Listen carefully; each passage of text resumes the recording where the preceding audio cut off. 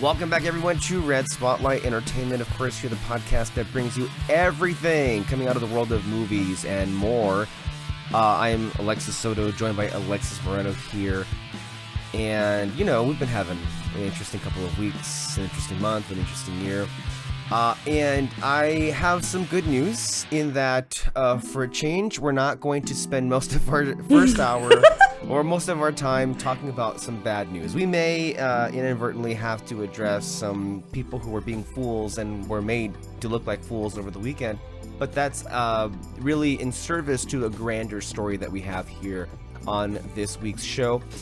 This is going to be Red Spotlight number 528, talking about, of course, the Bad Bunny halftime Super Bowl performance that has, in many ways, changed the world and has revived a lot of inner life, inner soul, which we'll get to in just a bit, if you will. And also, of course, we've got later on with David, we've got some movie reviews in the form of Sentimental Value and No Other Choice. Film was by Joaquim Trier and Park Chan Wook.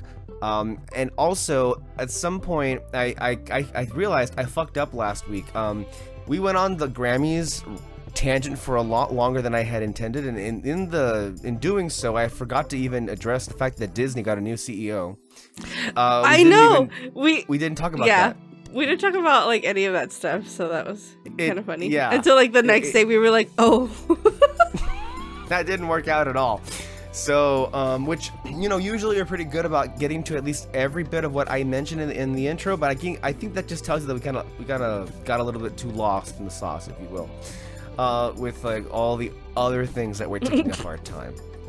I'm sorry, the fact that Disney got a new CEO just clearly was not as important to us as everything else that we had discussed on that particular show. So, without any further ado, we're going to go ahead and begin with today. It is, you know, we're recording this on the 10th of February. It is a Tuesday. It is at least 2 days after, or give or take, after the halftime show performance.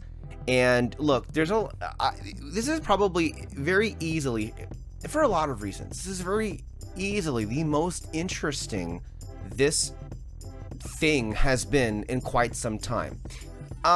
We're not really here to get into the minutia of like which halftime show performances were the best and which ones were the worst and why they were Maroon 5. You know, we're not going to get into any of that right now.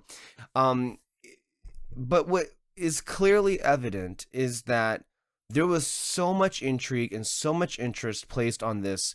I mean, just by the sheer fact that you have, in my humble opinion, the number one entertainer on the planet as your performer, that's gonna drive a lot of attention, a lot of an international audience.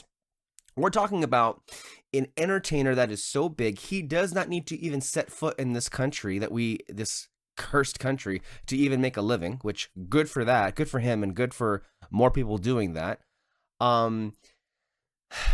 And of course, there was a lot of unwanted negative attention from idiots and fools who looked like idiots and fools over the weekend for even trying to say that it wasn't worth the time to even get this person on here. And it has sparked a lot of really interesting conversation. I've heard a wide range of opinions.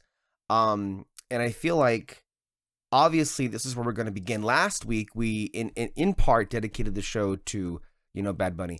And he, you know, is a really interesting figure in my family because, not that there's been a divide, but along the older there is a crowd divide in my family. There is, but in the older crowd in my family, there's one auntie, if you will, who's just like a hardcore Bad Bunny person, has seen him in concert 3 times, just all about him, and was like so unbelievably excited. They had like pictures, they had the iconic hats, obviously. It was beautiful. And she kind of dragged the whole family into her like zone. I'll tell you this because you know, the other people who are of her age, they don't dislike him, but they're the usual stereotypes like, oh, ni se entiende nada, or like, you know, the usual blah, blah, blah, blah, blah. I'll tell you this. Bad Bunny's genre of music is interesting. I think I hear a lot of different combinations of music, and I love that. I never ever went out of my way to listen to one of his songs, but I know every one of his songs because I've been around the people who literally the entire playlist is every single song he's made. So tell me why. When I watched the performance, yep, I know that one. I know that. I knew all of them. I knew all of them, and it was all because it was unsolicited. It wasn't because I went out of my way to do so. I just knew them already because I've interacted with those it's like songs. It's impossible to like not. It's impossible to escape. Yeah. Which is good that it's good. You know, it's good music, so it's like, you know, that's great. So that's really an interesting thing to just like point out. So here's the thing. The Super Bowl halftime show is really perhaps the lone remaining television cultural potential event that still exists. The Super Bowl in and of itself is the one thing that everybody sits on their ass and watch a boring ass game over. Much to my chagrin, I will say. I'm sorry. We have to. I'll begin with a place of just bitterness, and pettiness.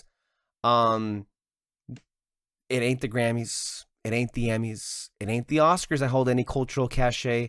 It's the big old game when they throw a ball at each other and you have grown men rage on social media and destroy property over who wins or loses.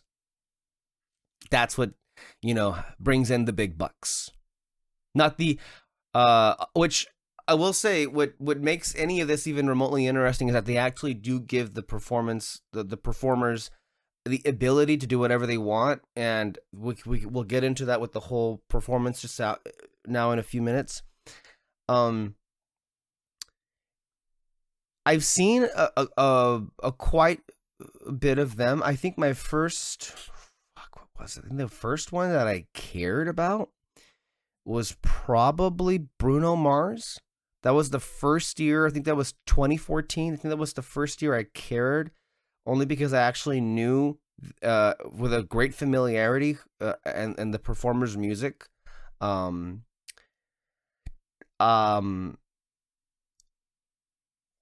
seen a fair bit. I think lately it hasn't been. It's been hit or miss lately. To tell you the truth. I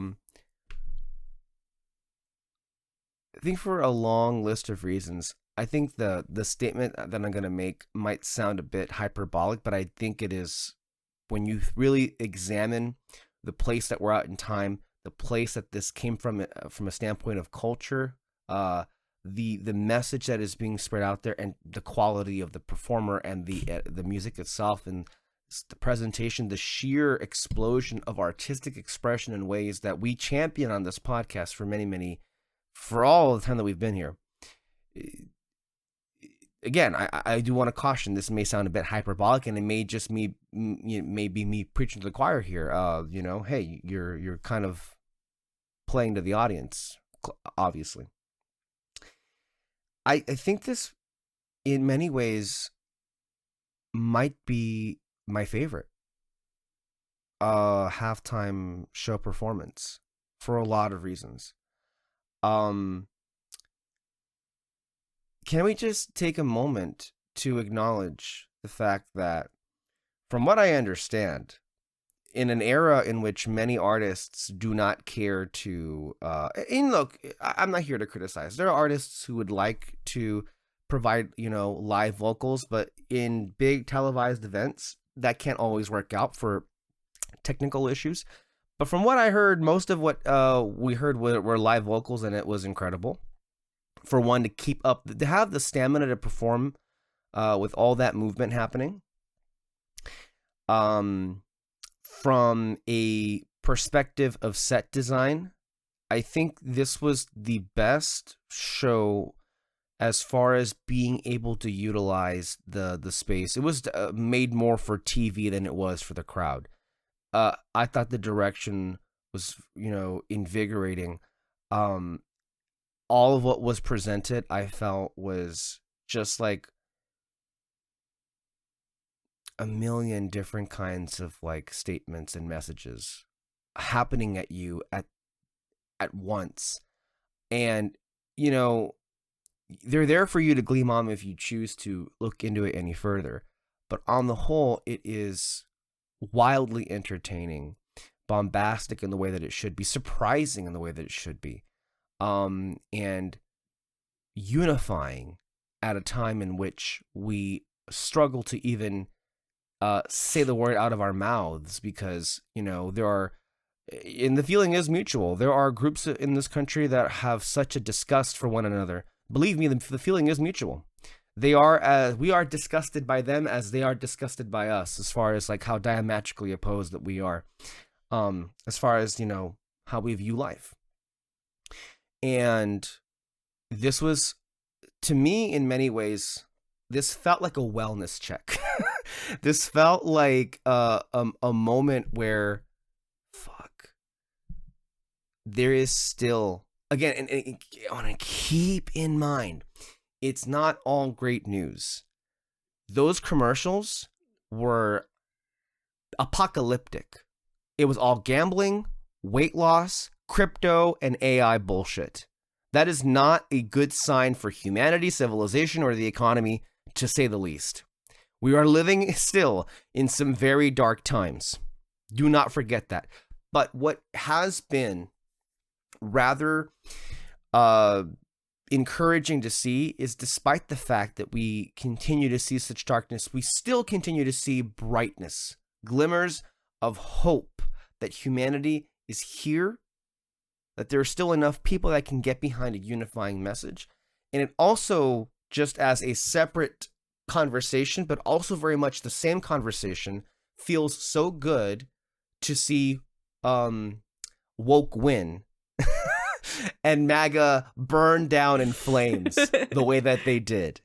So, you know, the first thing I did was I immediately just like arranged all the songs that he performed in this specific order of the performance, and I just have kind of been listening to it. It made me want to immediately buy a ticket to see one of his shows, even though I won't, because it is insane to even spend that much money on it. It's not even. I can listen to a show in my head with the music in my ears. You know, I don't have to go to a show. Although, yeah, it's a lot. But I for me, perhaps the best part about all this is that it was. We said it here last week before we had even seen it. Cultural representation of any kind, is paramount, is tantamount. It is a really big fucking thing that people love to dismiss and love to belittle and love to weaponize. I mean, even like watching the videos of the people reacting to their flag being shown, and anything like the smallest country to fucking Canada, you know what I mean? Mm-hmm. Like, I just feel like we all felt so seen, which is, I think, the biggest thing that you can get from what he gave to us, you know? No, that's exactly how I felt. I felt very much seen. There were individual moments where I'm like, wow, never before has an audience this big seen fragments of what we see and what we do in our lives like that before. And, you know, I just wish that, I wish that more people would understand that, and I'm hoping that this is beginning to open some eyes as a result for this. Alexis? Yeah, I mean, I'm about to cry just talking about it. I was crying the whole time watching it. The story that he was telling, you know, everything that he gave us, the songs he was singing, oh my god. Even just like the clips of songs from different artists and the way that he honored, you know, everybody that came before him. Freaking seeing Lady Gaga up there. I told one of my friends, I was like, this was like literally made for me. because you started off with Green Day, you have Bad Bunny, and then you gave us Lady Gaga. Literally, this was for me. I don't know. Yeah. And then Ricky Martin like made me bawl, mainly because I don't know if you saw that open letter that he wrote to him, to Bad Bunny, like after he won the Grammy. I saw an excerpt, not the whole thing. Oh my god. And then when he wrote the letter, I was like, he's gonna come out in it. And then sure enough, he did. I literally yelled out, I knew it! Well, it's funny because I guess there were a couple of people who've been knowing, but they kept it a secret because I saw that some people who were in the arena days before, they had heard Gaga rehearse her song, and they're like, "Is that what I think it is?" And then I would have flipped out. I don't know. Someone saved a clip, and I guess it resurfaced from the Grammys the week before. Oh yeah, where Trevor Noah was talking to Bad Bunny, and he mentioned the Super Bowl, and then in the back was Lady Gaga and her husband just turns around and looks at her, not so inconspicuous about that, and it's like she probably was to be like, shut the fuck up and turn around, don't, you can't ruin. And I'm happy that it was preserved, because I got to tell you, I didn't see any of that coming. I was like, wait a minit, what the fuck? It was a genuine surprise. I was freaking out. I loved it so much. And I love their friendship. Like, he genuinely like loves her and her music and what she does. So I'm so happy that he was able to get her in there. I know people were kind of confused on that, but I don't know. To me, it just makes like the perfect sense, and honestly, like it makes me laugh because people are like have come out and said there were no white people. I'm like, Lady Gaga is literally right there. I guess did she do such a good job doing the salsa that they were convinced that she wasn't white? I mean, that's kind of what I'm. That's what I'm getting at here, or what it seems like that's what they're getting at. But no, that was one of the genuine surprises of like all time. Just like, especially even how it was like revealed. Yeah. And it was like, amazing. I'm here and I'm gonna sing. I've literally watched it while getting ready for work every morning since. I mean, why wouldn't you? That's like the ultimate like hype dopium, whatever you want to call it. It's just like inject it everywhere, please. And it was what I appreciated so much is like Gaga is never one to just like do the same thing again. She always likes to redo something, and so I never would have thought of a salsa inspired remix of "Die with a Smile." But it happened, and she made it work. Like, she makes everything work. And then, of course, the two dance together to one of his songs as well. And it's such a beautiful song to, like, be... Yes. Because, like, immediately going to... Everybody knows that song. Like, that was such a big hit, that song. Yeah. But, like, going from that song to Baile Inolvidable. Oh, yes. Oh, my God. Yes. That was a great transition into that as well.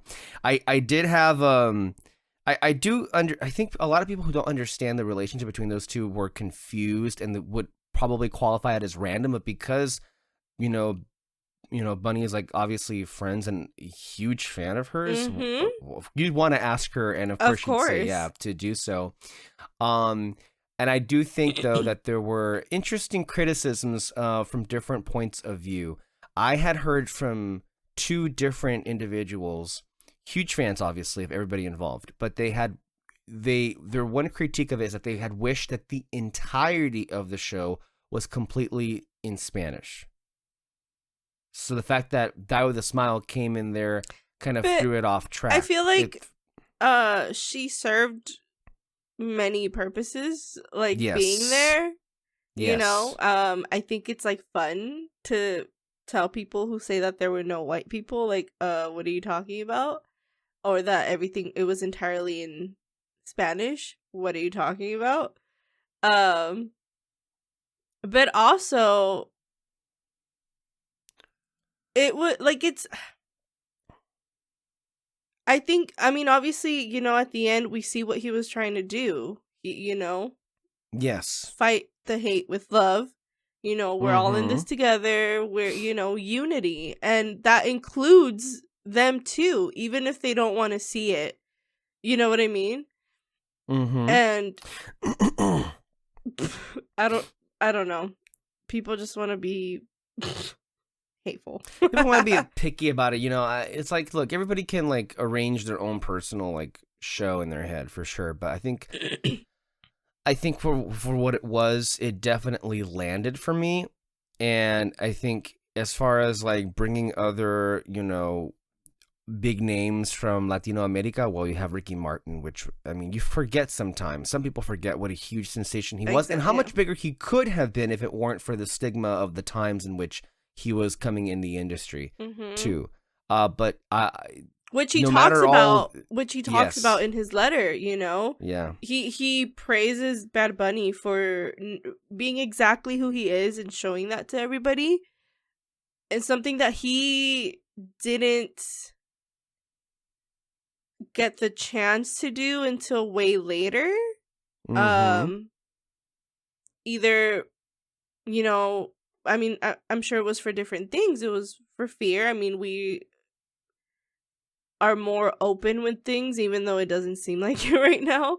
But, you know, it's because of people like Bad Bunny that I'm sure he feels so, like, grateful to be able to do what he does now and have other people follow in his footsteps and appreciate, like, even though I didn't have it the way that you did, I'm glad other people do, and I'm sure that that's like the way that he sees it, you know. But I don't know, I loved it so much. It was so good. It was honest. The only thing about it that I hated was that it wasn't long enough. I know. It could have been 20 minutes. You know, it should have been 20 minutes. I think 15 wasn't quite enough for me. But ultimately, to me, you know what it felt most like? I felt. I know this is a bit hyperbolic to say, and it obviously may sound also just a bit like, well, duh. But it did feel like I was watching history happen. Yeah. Like, what happened was unbelievably historic on a magnitude I don't think we've seen just yet, you know? And no, I just, to me, really, I don't think it could have gotten any better than how it went down. And to me, it, for the most part, from people who are operating from a place of good faith, has been received tremendously well. You know, it only kind of makes me feel a little bit bad for like whoever they get next year, because how do you top this? How do you compete with this? You know, this. I think you know. Hey, I'm not gonna complain about that, but you know, in some ways, the whole culture war that MAGA started, kind of benefited this. It had, you know, a lot more anticipation. It had a lot more conversation. It had a lot more, I think, just overall attention placed on it because of what happened. And you think we should just be clear about, and I think this show and what you and I do here, Alexis, we say it very plainly. Like, every single culture war is not a result of liberals who are trying to, you know, do whatever. MAGA and the conservatives everywhere create bullshit culture wars as a means to divide people from actually blaming the real groups that are responsible for all the pain and suffering, and that is the billionaires who own the corporations that own corporate and bought and paid for politicians, no matter the political affiliation, that enact policies to keep people down, keep them from moving up, you know, from upward mobility as far as any kind of like income is concerned. And so they you know, I heard everything. They were complaining about him being the headliner because he may have said negative things about Trump in the past, or because he wore a dress one time, or because he's not white. Like, legit, the things that were being said about him, and this should tell you how comfortable some of these people have become in this new era of just saying it out loud without even pretending to hide it, about just plain old, good old-fashioned, unadulterated racism. There was a clip that I will not show here because I just think it was too hateful for even me. It was too hateful for even the show. But one of the most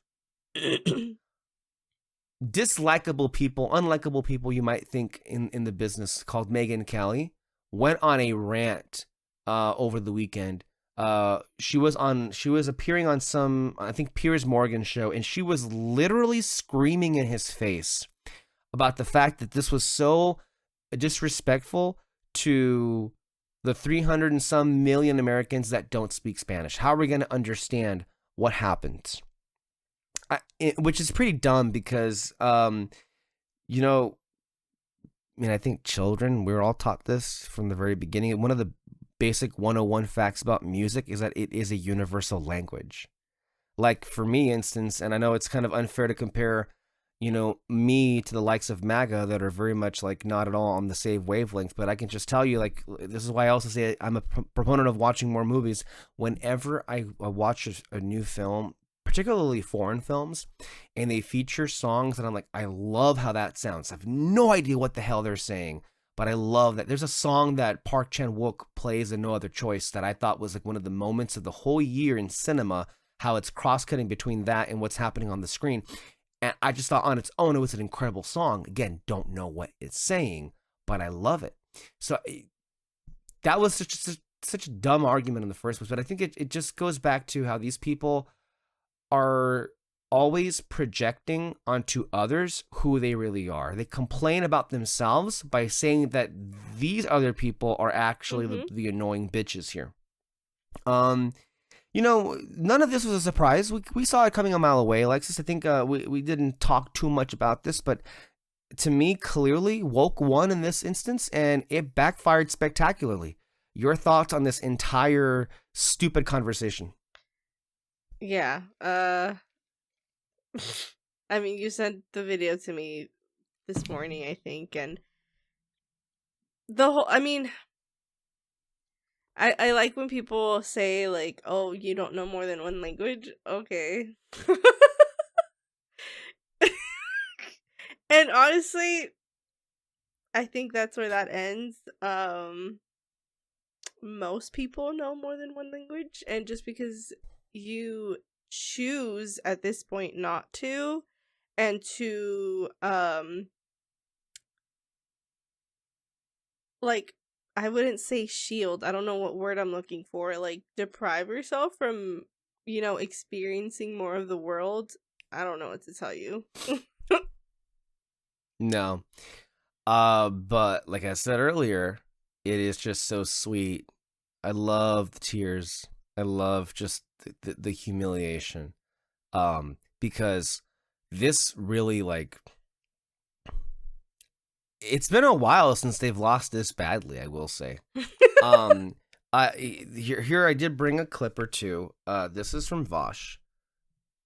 Yeah, you just love it. You love to hear it. This Super Bowl was a disaster for MAGA, by the way. For one, they all pretended that they hated it and weren't going to watch it, but then we see videos where in the White House they're watching the Super Bowl halftime show. Trump tweeted about it, said it was absolutely terrible, one of the worst ever. Most views ever, but, what are you going to do? Affront to it makes no sense, is an affront to the greatness of America, and doesn't represent our standards of success, creativity, or excellence. Nobody understands a word this guy is saying, and the dancing is disgusting, especially for young children that are watching all throughout the USA. Okay. Very Trumpian of him, very Epstein of him to say that the grown women shaking their butts is disgusting, and then to talk about young children, This show is just a slap in the face to our country, which is setting new standards and records every single day. Like I said the other day, guys, nothing pisses MAGA off more than the knowledge that they have no cultural power. They had it for 5 minutes, they blew it instantly. Now all they can really do with their complaining is remind everyone how out of the loop they are, which means that optically,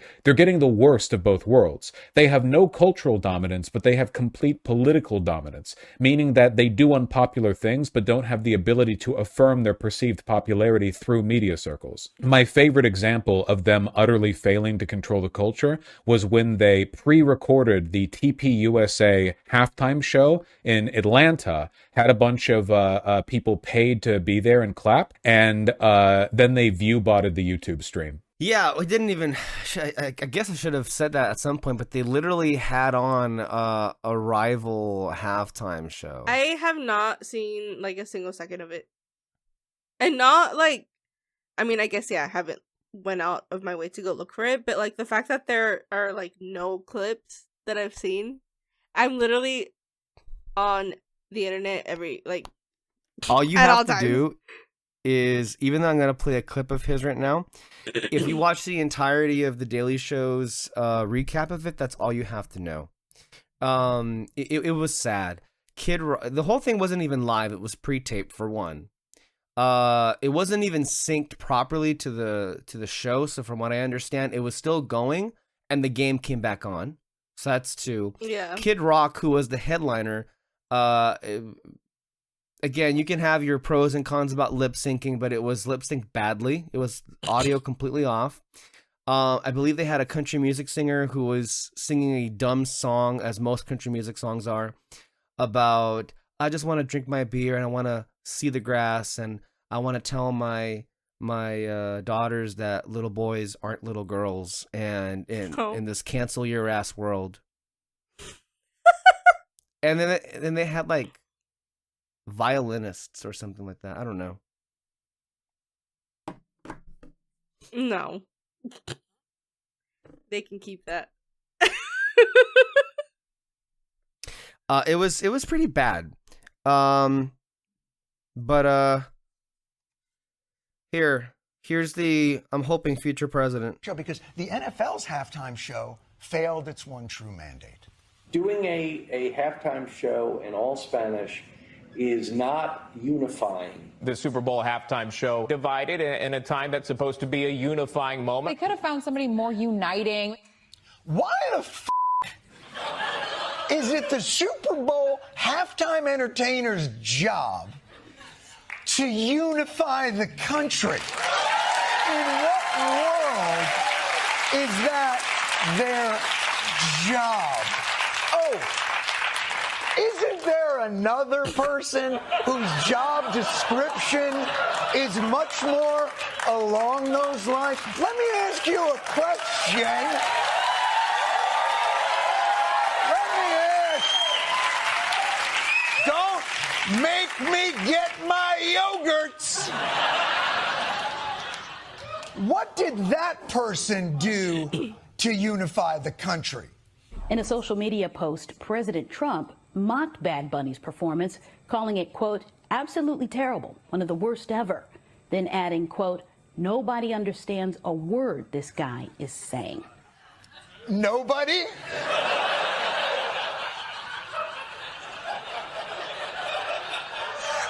I love that he thinks Bad Bunny is the one guy in the world that's fluent in Spanish.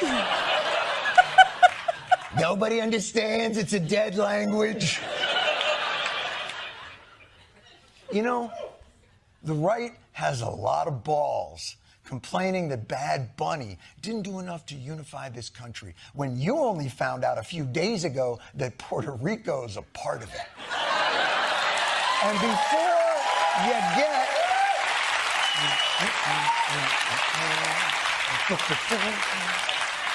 And before you get your panties in una torsión.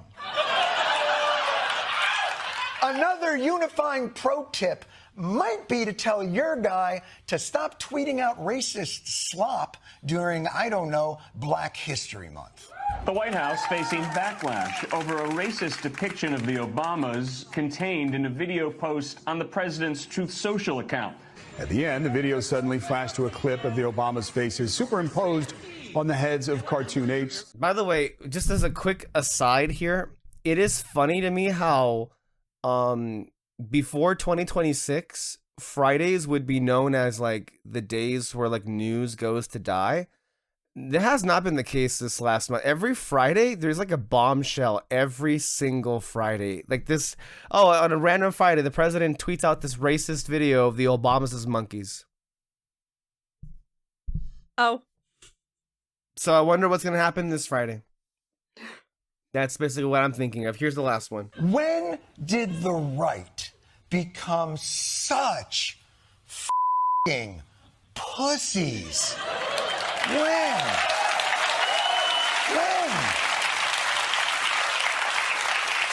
Remember 2017? Remember what you hated about liberals? Oh, perpetually offended, safe spaces, censoring free speech, culture of victimhood. Remind you of anyone? I can't go 15 minutes without listening to country music. I need a separate show. Oh, that skier triggered me. I can't sleep.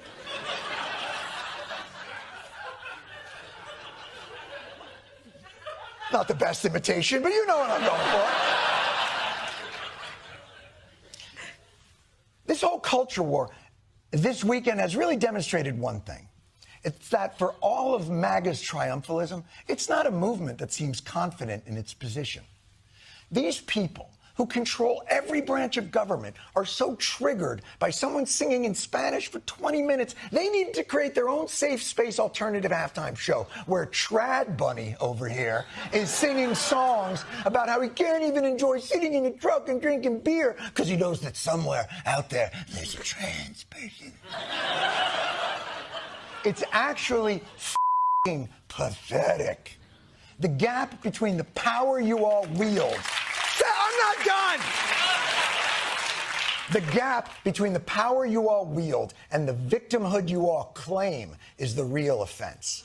If you didn't actually have the power to do so much damage in our country, I think we all dismiss it as a I think it ends it as a weeping pity party, and that's the thing that is so confounding and infuriating, and it will always be true.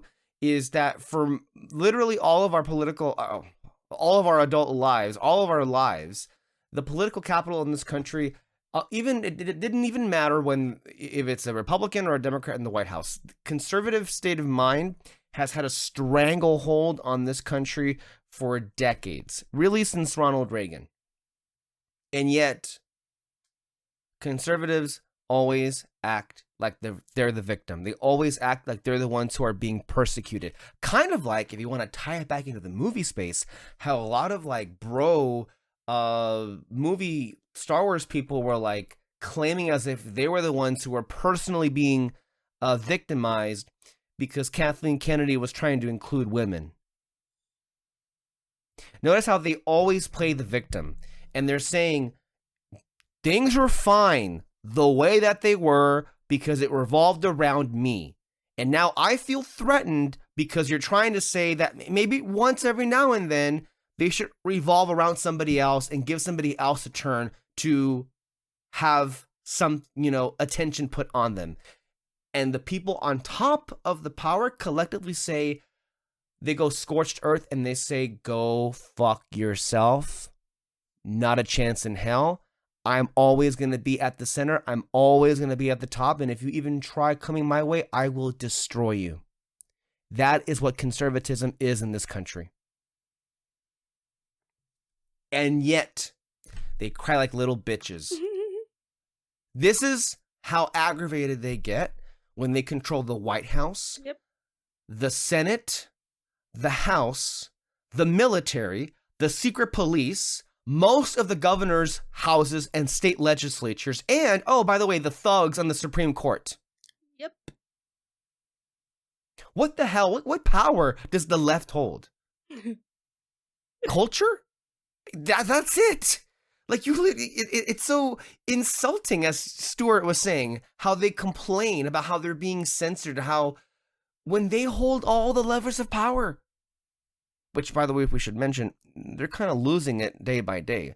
I'm seeing every day or every week there are these special elections in districts that the president won by 70 points, and they're losing those districts, which should tell you why they're kind of racing to steal the election in November, because it ain't looking good already.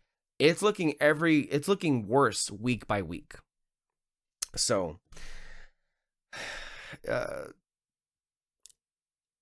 I think ultimately, though, bigger picture, this was a victory. Yep. This is a victory for all of us that want to see some kind of checks and balances on MAGA. We certainly can't look to the media. We certainly can't look to the Democrats, who, again, where are they? It seems in our time of desperate hope, no one's there. Bad Bunny was our only hope, and yeah, it was it. And that's where it was. Anywho, this is not going to be something we soon forget. For sure, when we get to the end of the year, this will be one of the highlights for the year for sure. Alexis, I do want to make sure that I didn't mention at the top that you will not be joining us for the entirety of the show. David will be coming along fairly soon. But before I let you go, we neglected to talk about something last week. In that regards, Josh D'Amaro being named now the successor to Bob Iger at the Walt Disney Corporation.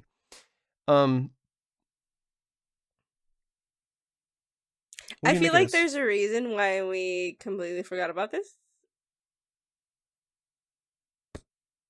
But that's just me. I think there is too, but I'd like to hear your thoughts on it.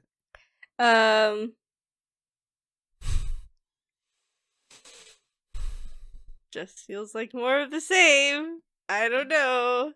I will say I was happy that Michael Eisner said something. I feel like he wouldn't have said something if he didn't feel that way. So yeah, because he's his own person. He's not paid for. Yeah. Or bought. So when I saw that, I was a little bit like, okay, we'll see.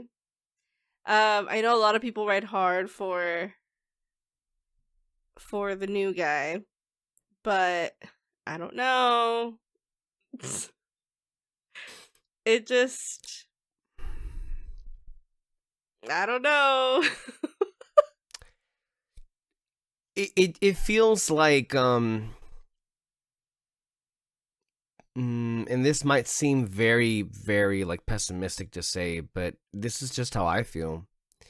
It just seems like literally what is even the point of having a new name in there when the culture is going to stay the same. Yeah. The culture is going to stay the same, and the state of mind is going to be the same. And they're going to be operating from the same failed loser mentality that they have been. I obviously hope that we are wrong. I do too. But I mean, what we have, again, we're just calling balls and strikes, right?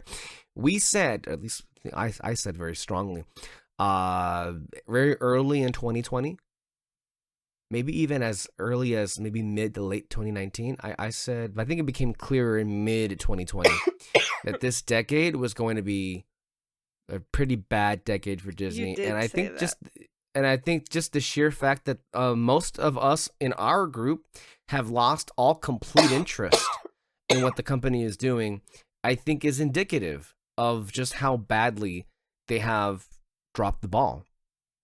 And I keep saying it again and again and again. You can keep doing useless, needless, soulless sequels like Inside Out 2, Moana 2, and Zootopia 2. I'm saying it out there. That's what they are. That's what they are. You're not going to change my mind on that. That's what they all have. I've seen 2 out of 3 of those, and that was bad enough. You saw the other one, which wasn't even a real movie. It was a 6-episode TV show, it was stapled together. And when we say the culture will stay the same, what do I mean?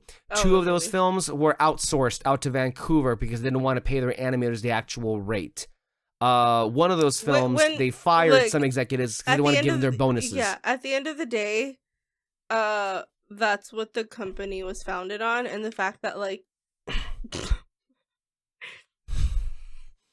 I don't know. If that continues, again, I hope we're wrong, and I hope that is something that changes. It doesn't look like it right now.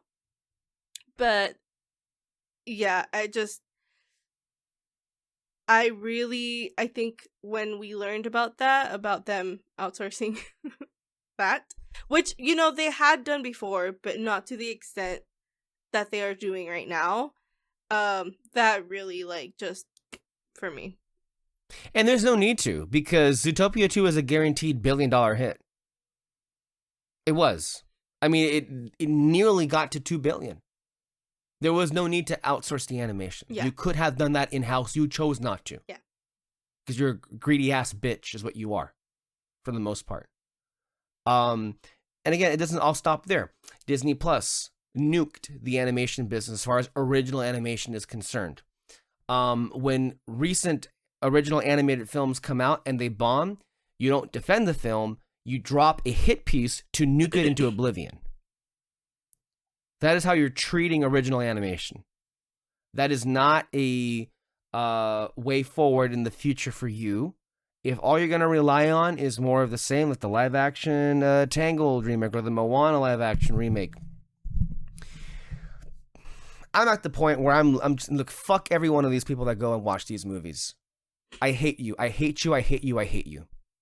I will never stop hating you, because these films do not deserve your money, because the amount or the lack of effort that Disney themselves is putting into making these things and the corners they're cutting, they're not even trying to make movies. They're making content. They've just become YouTube content creators at this point.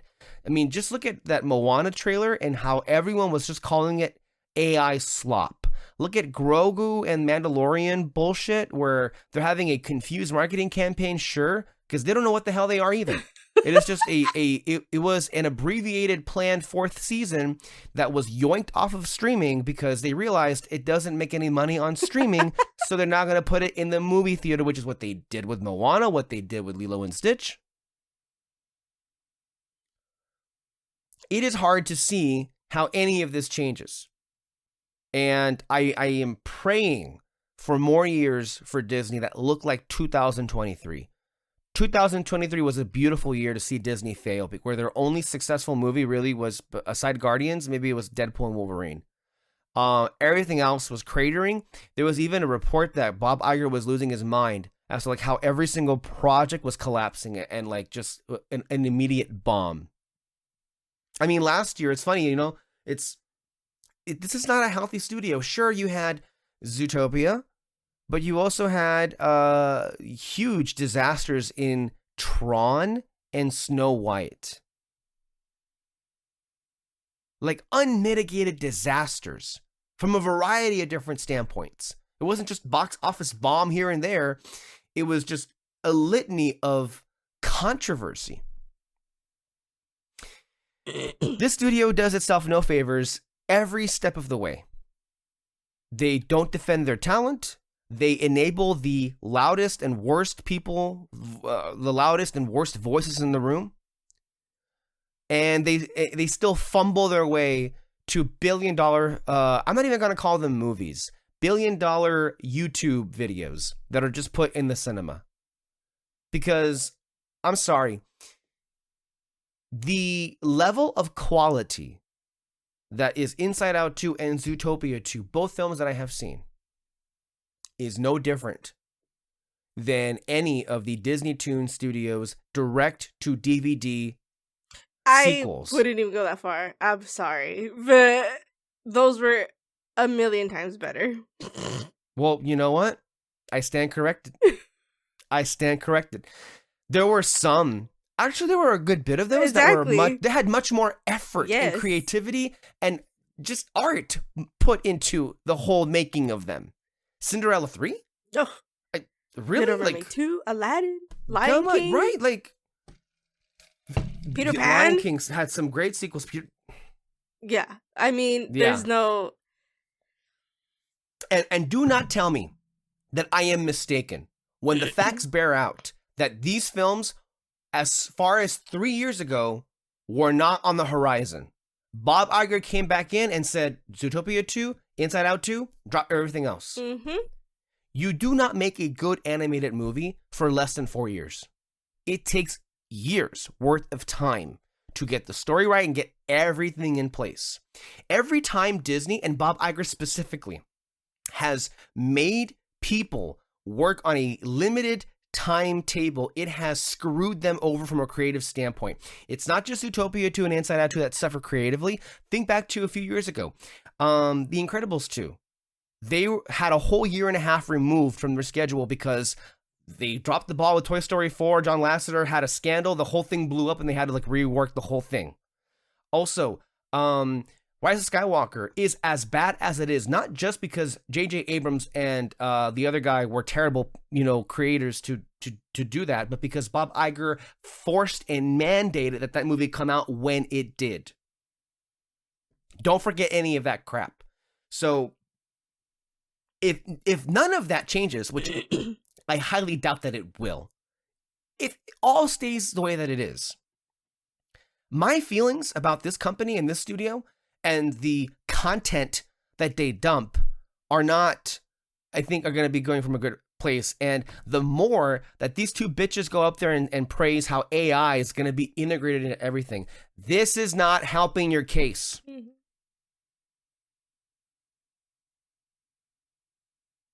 And you know what? Maybe I am going scorched earth.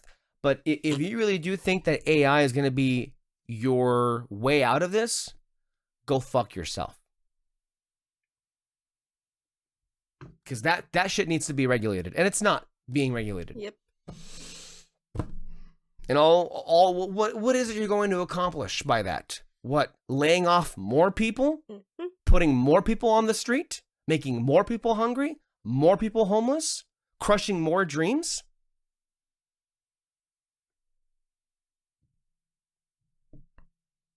I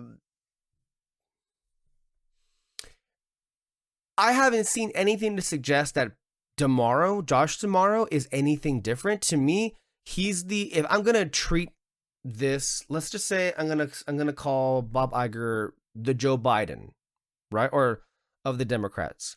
To me, Josh D'Amaro is like Pete Buttigieg, who he's young, he's articulate, he's in instances somewhat likable, but there's nothing there.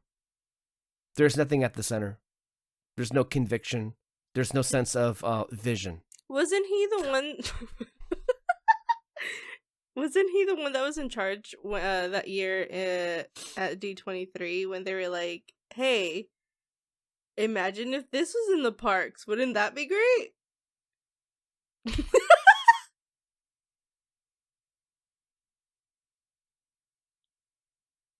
Great.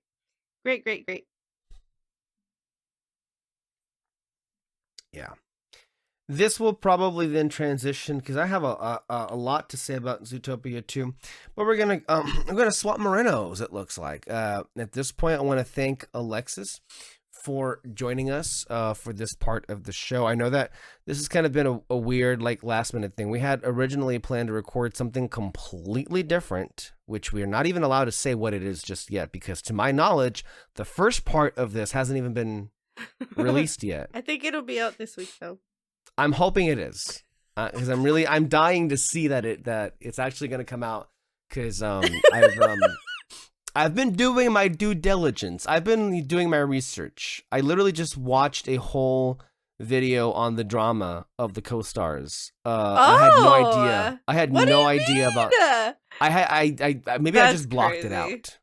I had just blocked it out, but there was a lot of really salacious things that happen. So, yeah, I'm excited for the next two parts of this series that we're doing, because I had a lot of fun with the first one, and it's just been exciting to rediscover and that part of yourself that you haven't really been familiar with quite some time. But yeah, man, I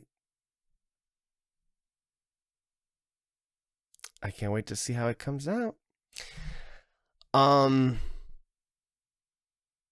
yeah, All right, I'm now joined by David, who's just swapped out Alexis. It's interesting. I don't know if we've ever done this before, where we've had like one person like tag team out a podcast. That's kind of curious to see. Have we done that before in the past? With Dune, kind of. Remember when we did a review of Dune, and then at the end we said like, "Oh, hey, here's Peter's review." Yes. I probably wouldn't remember it because I wasn't there. Yeah, so like because that was I recorded separately. his review with him and all that. So that was I guess the one instance there was like, that would be the only other instance. But what makes this, I guess, a little bit more of a degree of separation is that unlike that time, I believe that whole review was recorded at a different day and time. This very much, you can tell, this is the same time. We just had you switch chairs, and it was like not even 2 minutes. So this is where we are right now. All right, guys. So I just caught up David on what we were discussing before, and he agrees completely from what his face was telling me about, how pessimistic we are about Josh tomorrow and how little difference that will make and how Disney will continue to suck in just about every way, shape, or form. And speaking of, we would be remiss if we didn't get the chance to talk about the 1.7 billion grossing behemoth that is called Zootopia 2, which was directed by Jared Bush and Byron Howard. I will just say, as a form of just a little bit of a stipulation, you will never ever convince me that these people were actually planning this film for years and years and years. Everything about this film, from its inception to its announcement to its release to its actual qualities, very much speaks for itself, in that it was something that was mandated by Bob Iger's return. You can very easily tell what this is when you look at it and you think to yourself, is this really all that they had? The normal animated film takes about 4 or 5 years to get done right. This had less, maybe 2 years at the most to be able to do so. And you understood very clearly, if you watched this film, that they had no bearing as to quality in mind. They were looking to do the very bare minimum because they realized that at the end of the day, people that watch these quote-unquote movies are not looking for cinema. They're looking for content. So this is a preamble. Here's the description on Letterboxd. After cracking the biggest case in Zootopia's history, rookie cops Judy Hopps and Nick Wilde off the bat have a problem there. What do you mean rookies? The whole last movie, they saved the city. We did it, Patrick. We saved the city, but actually for reals, they saved the city. How are they still rookies? Okay, that's red flag number 1. Find themselves on the twisting trail of a great mystery when Gary the Snake arrives and turns the animal metropolis upside down. To crack the case, Judy and Nick must go undercover to unexpected new parts of town, where their growing partnership is tested like never before. Here's some reactions. Here's Kevin Jacobson. Good hang. Fun world. Woke as hell. Complimentary. Really enjoyed this, even if the references are a bit incessant. Daniel Howitt. Is a fast-paced joyride full of the same quick wit and energy of the first. Also, like the original, the social commentary is surprisingly deep without ever feeling heavy-handed. Effective twists and hilarious homages abound. Both incisive and easygoing. A blast all around. Josh Spiegel. The parts of this movie that are an actual story and not dad joke the movie are pretty good. And I'm not going to say no to a movie with the good sense to cast David Strathairn in an enjoyably mean part. But the first one did more without, like, its protagonist trying quite so hard. Yeah. This film copy and paste the exact same situation as Inside Out 2, where those of us here on Red Spotlight who quite frankly know better about the behind the scenes making of the film and the conditions that it's coming out in, we're all very skeptical. We all saw very clearly what this was, that Bob Iger mandated this into existence because they needed to make money because they had a terrible 2022 and an even worse 2023. So he came back into the company and they needed to make bank quick. We all knew what this was. As with Inside Out 2, and that film came out, Everybody loved it. They loved it so much that they forgot it existed a week later and proceeded to never, ever talk about it ever again. And I mean that in every sense of the word, that you had critics and audiences alike. They loved the film so much that it went out of their minds as they were walking away from the movie.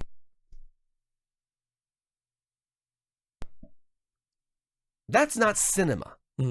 Quite frankly, that's not even a movie. That's like a babysitting service. It's kind of what Disney Plus is, isn't it? It was a weak sauce, weak ass movie. I saw it 2 times just to make sure that I wasn't crazy. Because when I saw it the first time, I was like, surely this can't be it. Like, this was such a weak movie. And you felt the same way about Inside Out too. And we knew, okay, well, this is exactly what we're going to expect for the rest of these phony made-up sequels that didn't need to exist. Yeah. With Moana 2, that was a stapled together movie. You saw it. I think you also didn't have all that great things to say about those two. David, I apologize. I think I stepped on you. Can you go ahead and say what you were going to say? Well, I'll bring up Moana. Yeah, I did watch it. I saw it in Spanish, so that kind of took me out of it. My Spanish is not that great. But overall, I just found the movie to be fine. But it's still movie in quotation marks. Yeah. I think for Moana 2 specifically, it's mainly the behind the scenes stuff that really, really bothers me. Yes. Which also is what happened with Zootopia 2. They outsourced the animation out to Vancouver. That way they wouldn't have to pay animators the normal rate. And they probably didn't want to have to apply any kind of like bonuses to any of the animator executives when this film came out and made $1.7 billion freaking dollars. There was no need to outsource the animation to these 2 particular films, which were guaranteed to be a smashing runaway success. Yeah. Fuck them for doing that. Yeah. And then, but mainly for, what are the movies? Inside Out 2, Zootopia 2. Well, my main thing is that I don't like the way they took the franchise, basically, was with Inside Out 2. The whole thing of adding anxiety, boredom, and what was it? Shyness, or I can't remember or embarrassment. It makes no difference. It doesn't matter. Yeah, adding those emotions just really complicated the world that they created. And like anxiety is really not that different from fear, and they could have played with that. And I think from a franchise perspective, you could have done so much more if you just had chosen a different character to look inside their mind. You know, you could have had Riley, but you don't look inside her mind, the entire time. But because of what happened in the first one, you can see how much she's grown, and maybe she helps out the new character or something like that. It's like, and you just keep doing that. It doesn't have to be like that all like for the rest of the movies, but like you just keep going from one person after another, and you keep dealing with certain situations. Like, someone has anger issues. It's kind of hard to explain, or like, yeah, I guess hard to explain like why someone does have anger issues and how they deal with it. Like, you could have made 20 of these movies, but now because of Inside Out 2 with the world that you created, it's all a bit complicated, and you killed it. Yeah, you killed it. And then same thing with Zootopia 2. You could have, you probably would have made 20 movies, but you could have kept the franchise going if you just, move the character's career over. Maybe they become detectives. Maybe they're just, veteran cops. I don't know. Or you choose a different career or with a different character, like there's so much to do. And it's not just with Disney. I actually had this complaint with Kung Fu Panda 4. I didn't like what they did in the 4th one. They could have, if they somehow in the 4th movie, Po is dumber than in the other movies. He was always been kind of like a dumb, lovable person, but this one he was just kind of straight up dumb. And I think you could have done another 3 trilogy if you just made him wiser, and you could have focused on creating a new character. Because they did that what's her name, Aquafina, her character, she's basically the new Dragon Warrior. But like, if he had just, I think the best thing they could have done was have her be the first one of a new, what are they called? Furious 5 or something like that. Like, have her be the start of that, and then you lead up to a new Dragon Warrior, maybe in your, 7, 8, 9 trilogy or something. That's the thing that really is bothering me. It's just how you guys make these things, and I understand that you probably think some of these creators just want to do like a one and done, maybe want to move on to something else. But like, once you think the studios want to make a franchise out of this, like, how are you not thinking 20 steps ahead? Like, it's okay to do that. There are plenty of creators who have just done one thing in their life, but like, it's stuck with them. One being, I can't remember his name, but the guy who created One Piece, like, that's just been his thing his whole career. And I mean, he is gonna be forever recognized for it, to basically creating one of the best franchises. And so, yeah, that bothers me, especially because it's happening with other directors and writers. Look at what fucking happened with the guys who make Game of Thrones. They were so ready to rush to something new, and where are they now? They just fucking disappeared. Someone else, as they should. Yeah, but yeah, I don't get it, and it's annoying. No, for sure. This film was it was very depressing because let me tell you my experience of watching this movie. Not even like 5 minutes in, I was getting flashbacks to Incredibles 2. And not in a good way. I mean, not that any comparison to Incredibles 2 would be good in the first place, mind you, because I do think that's one of the weakest Pixar movies in existence. But the fact that this started off giving me flashbacks to Incredibles 2 was not getting off on the right foot. And ultimately, I feel like the first 10 minutes, there's so much that they're throwing at you. It's just white noise, ultimately, and automatically the comparisons between this and the original film, there's like a vast canyon of difference, because the first film is very deliberate. It starts at a very poignant moment and it takes its time. Like, there's an actual story being told with Zootopia. Zootopia 2, like this mad dash of like loud noise that hardly ever stops. This movie hardly ever stops to take a breath. Most of this film is like chase sequence after chase sequence after chase sequence. Which, what does that tell you? The humor, by the way, which I thought was brilliant in the first film, falls flat completely in the second movie. Falls flat completely. Even downright to the quote-unquote movie homages that it did in the first film, which I thought were quite brilliant here, they were groan-inducing. Groan-inducing, and me particularly because, first of all, they weren't as clever, and second of all, it made me enraged because now I understood in the moment that I was watching it why there were so many of these film bro types that were adoring themselves to this movie. Oh, they were literally Leo DiCaprio and Once Upon a Time in Hollywood meme, where they were like, I get the reference. I know what that is. And I feel seen. That's all it was. This film had absolutely nothing of any value to say. And, I should say it had nothing of any value to say in terms of how it was executed, but also in the context of what came before. Like, it is a joke to me how people are saying that this movie on any level, like, is building on what the first film did.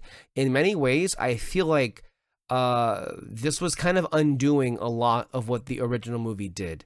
They were undoing, I mean, the movie ended and it was, like, look, not that everything was going to be unified now, but like the Zootopia had gone through a lot. Like what happened in the plot of the first movie was that, they were targeting predators, and the whole point was to divide the city. And then Judy Hopps came in and showed everyone that that was not the way. But apparently, the existence of this movie undercuts that first film because, except reptiles. Mm-hmm. Fuck them. They're not included in this message of unity. Mm-hmm. Yeah. We won't even mention them. That's bad. Yeah. And then of course you undo the progress that you had with Judy and with Nick, because by the end of that first film, they're totally in sync. They got their issues worked out. They got it. And then we begin this film with this really contrived issue of like, maybe we aren't that compatible after all. Maybe we shouldn't be partners after all. Maybe we're way too different of people to get along.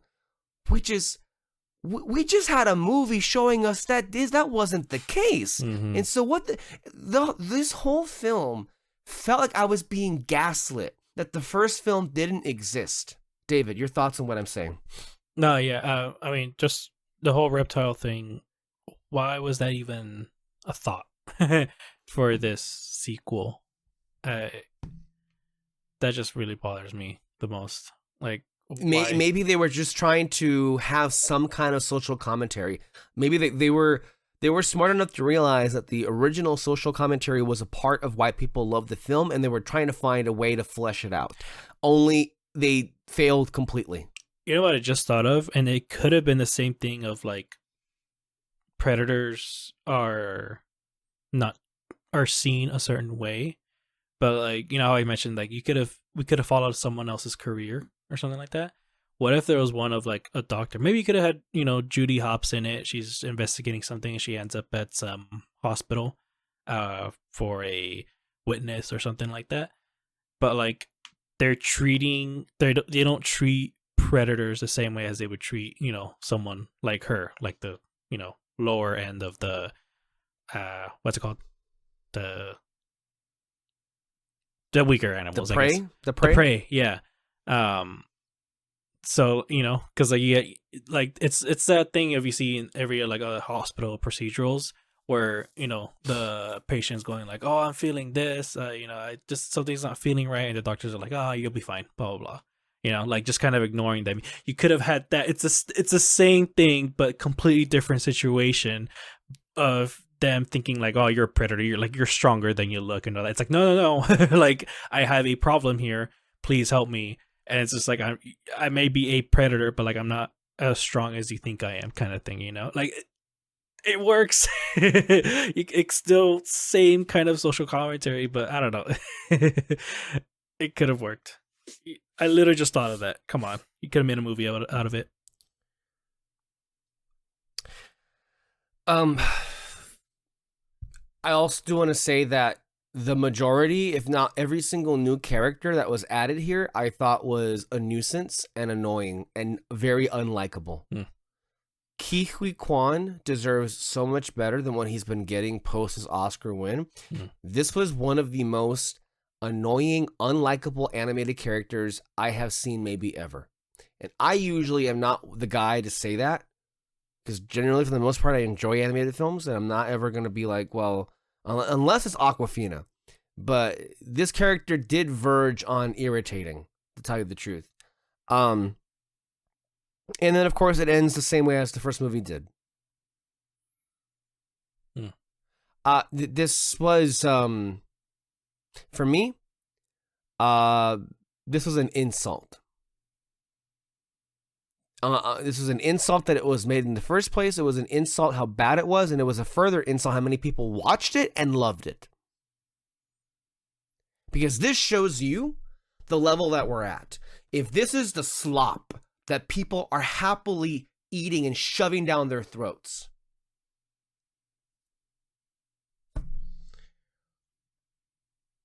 and you best believe I'm fucking pissed.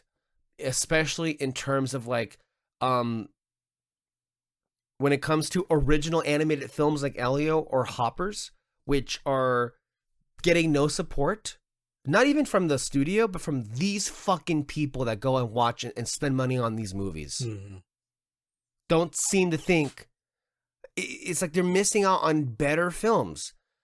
There has never been, in the last 5 years, an instance where a sequel is better than the original animated stuff that between Pixar and Disney Animation, save for a few exceptions, sure, Wish and Strange World. We're not talking about you guys. We know that you're not in the good conversation, so don't even think about that. But for the most part, there have been some pretty good stories there that were worthy of having an actual theatrical release. But Disney has so fumbled the ball that they have now trained their audience to not want to go spend this amount of money, $1.7 billion fucking dollars worth of money on new stories.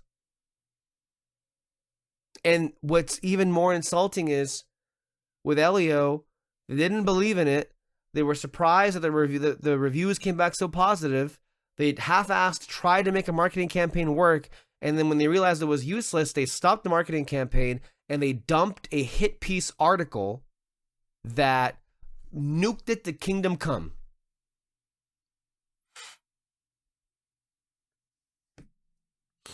And evidently, as it so happens, I was there's been some more information that came out.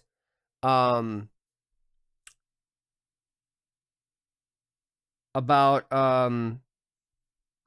that particular article. If you recall from a few months ago, David and I had a long conversation about that article. And David, if you recall, that was easily one of the most confusing articles I think we've ever read, correct? Because of the amount of contradictory information that was in it. And, you know, it was quite salacious. There was some, you know, items in that article that was saying that there was some talent that left because of the director was, excuse me, I have something in my eye. The director was replaced. There was, but there was still confusion as to whether or not what exactly was the situation with Adrian Molina. Let me tell you something. Adrian Molina, despite that horrible article, didn't leave the company. He stayed with Pixar. He's doing Coco too. And as a matter of fact, I just saw today, he was there at the Academy Award nominees luncheon because Elio was nominated for Best Animated Feature and he was included in the nominees because his name is still, it was directed, I believe it's Domi Shi, Madeline Sharifian, and Adrian Molina. They still included him as a co-director of sorts, and so he is now an Academy Award nominee again for Elio, which, by the way, miraculously even got nominated after Disney spent zero money actually marketing it for awards.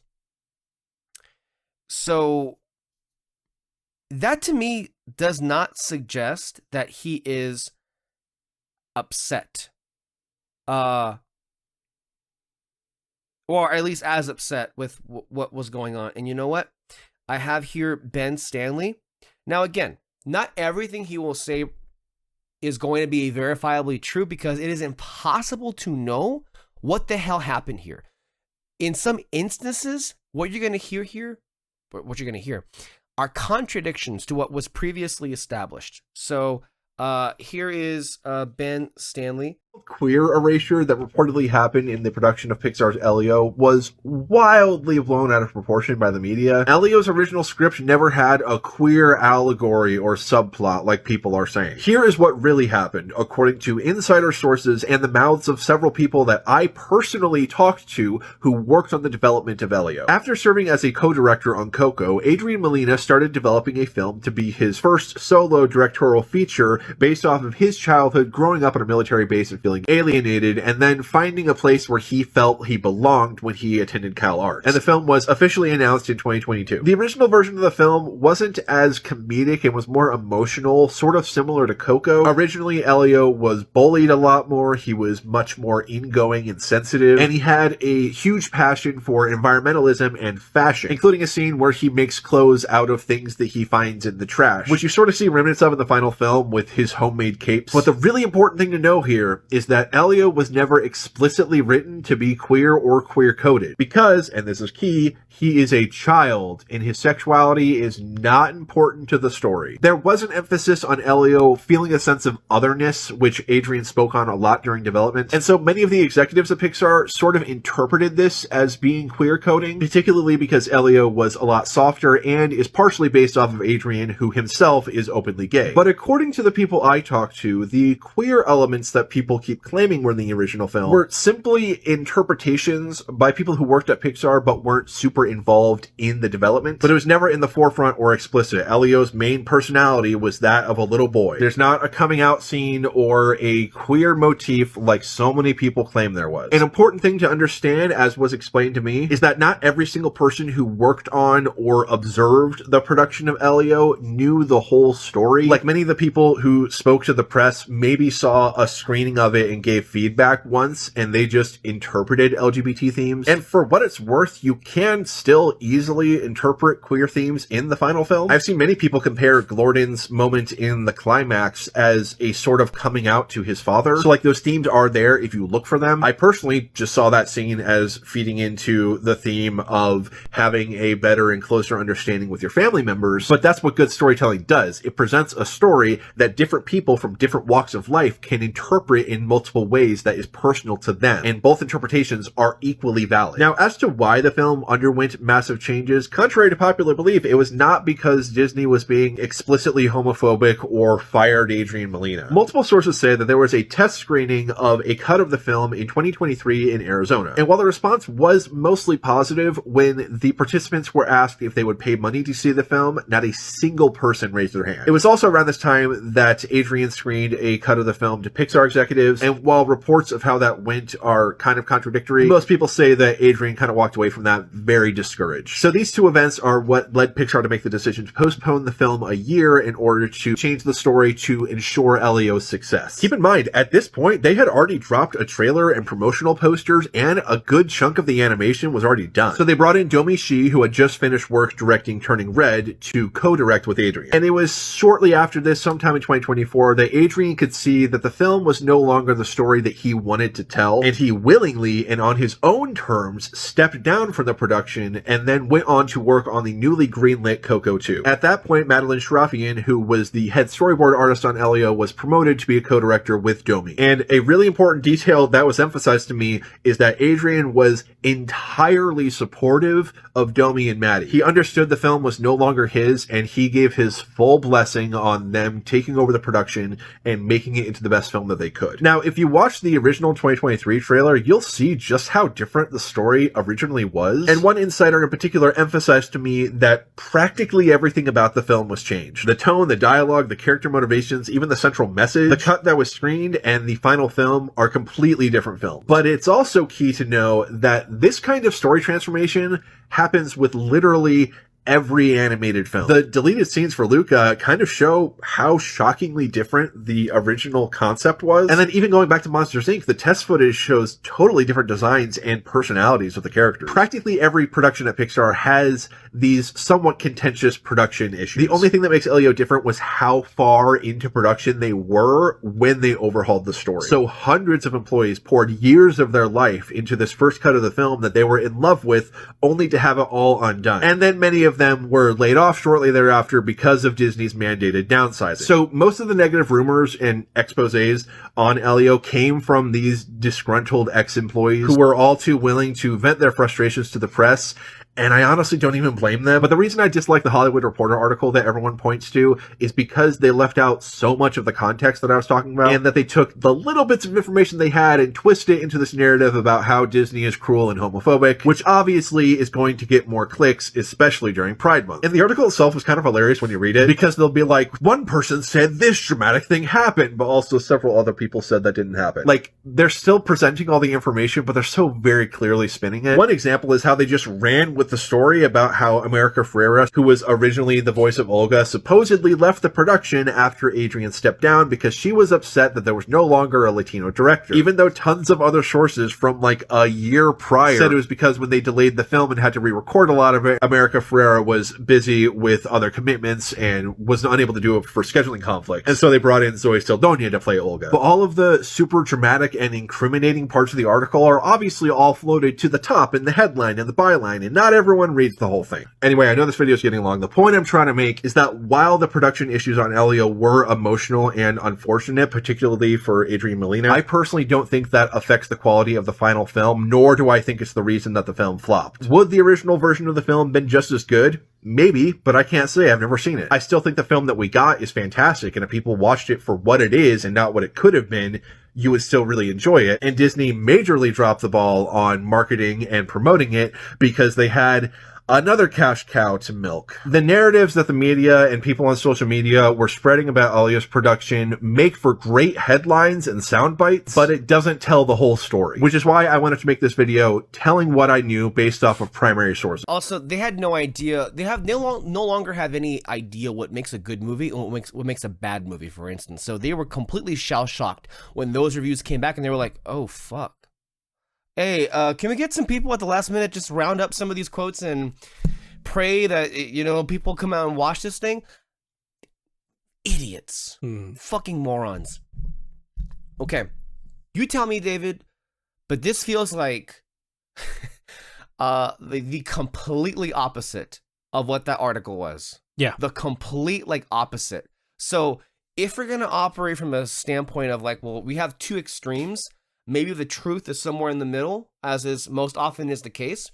What I don't want to dismiss out of hand is that there weren't executives here or there that had heard a mandate that came down from top, that we want to make sure that we're not being super political on certain things.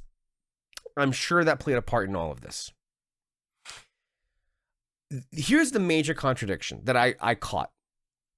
And it just like unlocked a memory of the article. In the article, it said that after Molina had screened the movie, there were 2 screenings and they both didn't go that well. Here it says he walked away discouraged. In the article, it specifically said that when he came back, he was ambushed by Pixar and was told that, here's your new co-director. And it's Madeline Sharifian. That's what the article said. Here, what Ben and Ben's sources say is that that's not how it went down. It's that Adrian was actually receptive to the idea of a co-director, and it wasn't Madeline Sharifian, it was Domi Shi. But as he and Domi were working the changes to the film, he felt like it was no longer really any of his, so he stepped down, and then Madeline Sharifian came on board to co-direct with Domi Shi.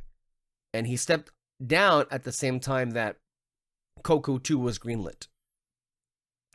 Those are very 2 huge contradictions, because one, the article says Pixar ambushed him and basically pushed him out of the project. But then the other accounts say that, no, he left on his own accord. That's a major difference. That's number one. Number two, there is a lot to be said as to, obviously, every person outlet has their own sources, and it becomes a he said, she said. But there is an interesting point that Ben pointed out, in that perhaps many of the original animator executives from the first version of this film were let go, not as a result of the film being reorganized, but as a result of Disney doing a whole corporate-wide downsizing. And they were one of the first casualties. And the fact that the film basically became a very different thing, and it kind of corresponded with them being fired, it makes a lot of sense that they would go to the media and talk shit about them and how much worse this version of the film is. Not that I blame them, obviously. You know, they had nothing. They were just carrying out what they were told to do. And then Disney said, fuck you. Go starve to death. So I don't blame them at all. But when you have this context, it then kind of, oh, maybe that's what it was then. Because obviously in that original article, as we said, and we laid it out very clearly, there were so many contradictory things that were being said. Like even here, saying so much as America Ferrera didn't leave because she was protesting the fact that Melina was forced out. Oh, she just couldn't make it because there were scheduling conflicts, because that's what happens all the time to every actor ever. So I feel like, are you left in a place where you kind of feel a little bit more assured as to what happened, or are you more confused? No, that's what I'm gonna ask you. No, I mean the video makes everything make sense, right? It's just this.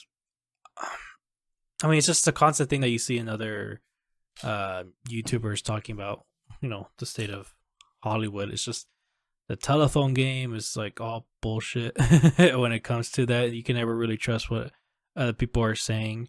I mean, it kind of sucks, for any movie when that happens, because it's like, so then what actually did happen? But I mean, also you can also just look at it going like, ultimately just review the movie for what it is. Like, you don't have to look that much into it, because of the whole queer identity stuff. You can look at it like that, it's fine, but it also could mean a whole lot of other things. Like the Glorden, him talking to his dad, it really did not cross my mind as a coming out scene. It was just generally, a kid wanting to connect with his dad. Like, both of those things are completely fine too, and you can just get people on both sides trying to twist it into their own narrative. It's whether it's for the sake of the movie or just to bash on it. It's really annoying. And what kind of sucks about not just the article, but with listening to the video, is just I hate how much the whole wokeness is really actually affecting everyone's perspective on movies. Or it's a culture war now. It really is. It's a culture war. Yeah. It's no longer the execution of the story. It's just more so now, oh, I found this one thing here, and because of this one thing, and it's like not what I think the film or any movie should be about or be promoting, I'm not going to declare war on it and declare war on my enemy who are on the other side of this culture war. We're not having conversations anymore based on the quality of what we had from the story. We're now just going to go ahead and find the things that we can see are very much culture war bait, and we're going to have a full-blown culture war. Yeah. And people from the anti-woke side would be like, oh, we've been calling this for like a long time. It's like, sure, but we never really paid attention to what we've been saying, or just what the annoying part is that the anti-woke people will say something on the review, and then you'll get a lot of people calling them Nazis or sexist and all that. And I've seen a few videos, I've seen those few YouTubers. A lot of it is true. But at the same time, when the hell did you give an ounce of attention to those people that are calling you those kinds of names? Like, from the very beginning, when I started watching YouTubers, not even just YouTubers, just like people who, I mean, not movie reviewers, but like, people who play video games, it's like every single one of them have always said, it's like, hey, whenever people are calling you names, like, just ignore them, those are just people in their basements, with no life and all that. But then they used it as a way to be like, no, I want to validate my own reasons, and this is why, like, I should and all that. It's like, no, not really. Like, whenever anyone calls you a name, like, it's always just been to ignore them, but y'all used it to play the victim and, give yourself more reasoning to say what you want to say, whether it's sexist, racist, or whatever, or just to, or what Peter always said, to just use hate on your own YouTube channel. And this is now, even the fucking studios are kind of using it. They want to use some sort of hate to get people's attentions away from them, from the executives. I mean, yeah, they want to use the narrative of this culture war as a means to siphon some energy and interest into whatever projects they have. At the same time, they want to placate conservative audiences by saying that they're going to be minimizing messaging in their stories, which is, you know, hilarious. I just feel like I very much am put off by the fact that the left has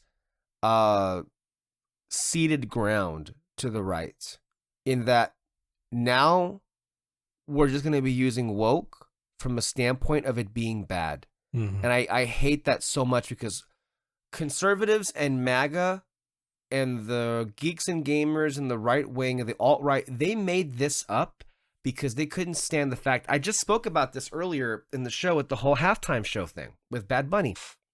They made this up because they couldn't stand that they were no longer the center of attention, that cis white men were no longer the center of attention completely.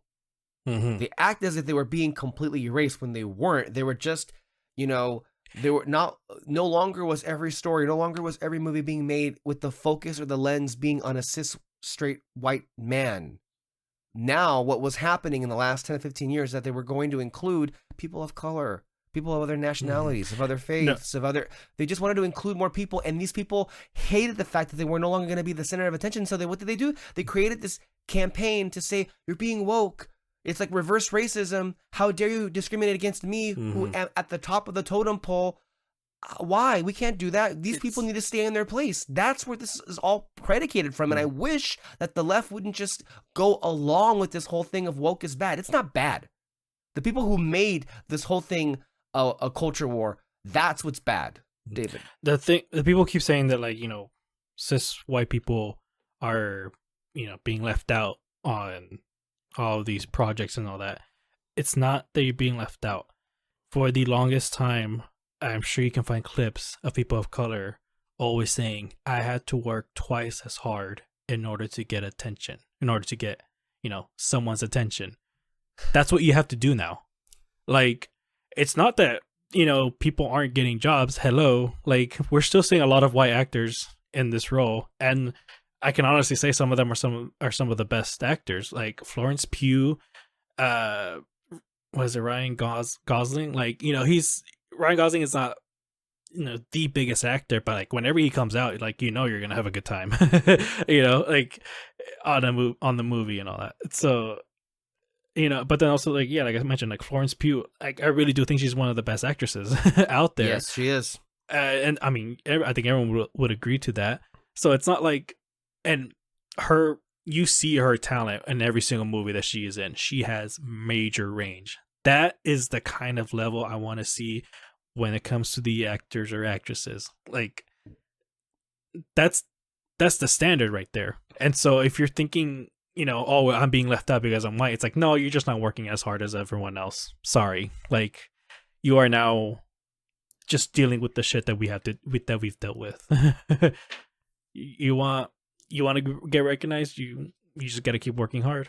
That's what you've always told us, people of color. I mean, that's what you know, white people have always told people of color. It's like, you just got to work harder, and it's just, that's all it is. Fuck,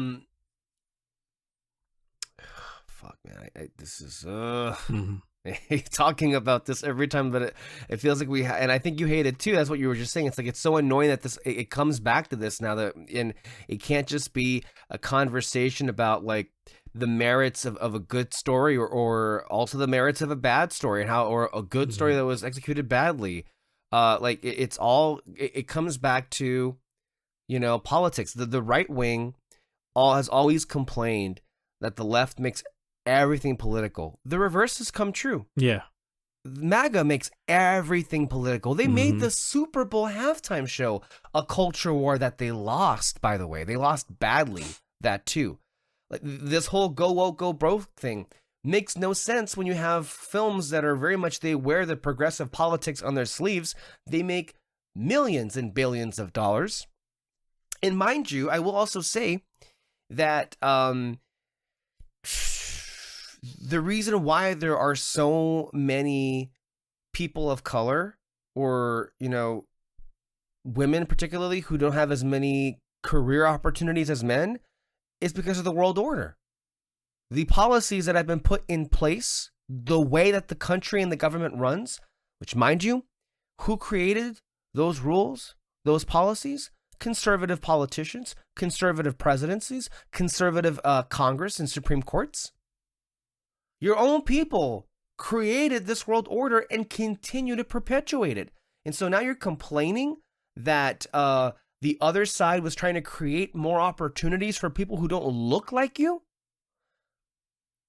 Either you're too stupid to realize what is actually the problem here, or you're intentionally being malicious and are operating from bad faith in that you want this discrimination and this disparity of opportunity between class and race to exist because you're fucking evil.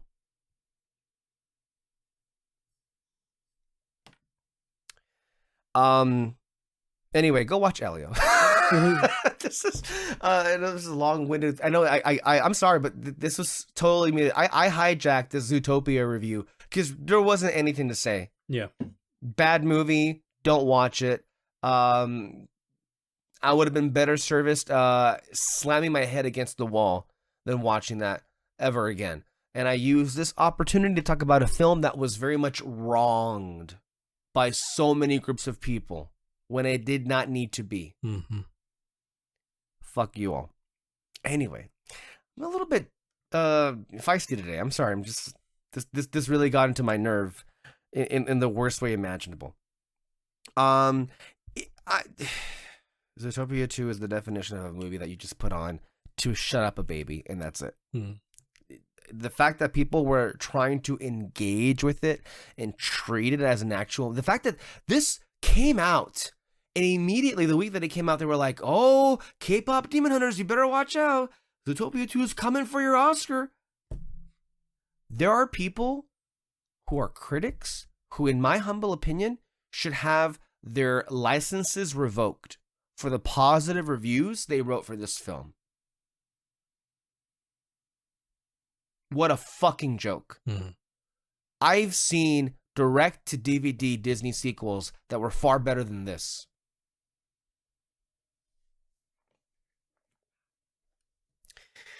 Anyway, let's get to the main event. I think to continue on the theme of disparity, of class warfare, of the evils of capitalism and conservative policies, and the evils of corporatism, and how, you know, they love to just push their workers who do not share in any bit of the wealth. They push them out into the obsolete wilderness for them to completely whittle, while the fat cats on top continue to reap the rewards of the work they didn't do.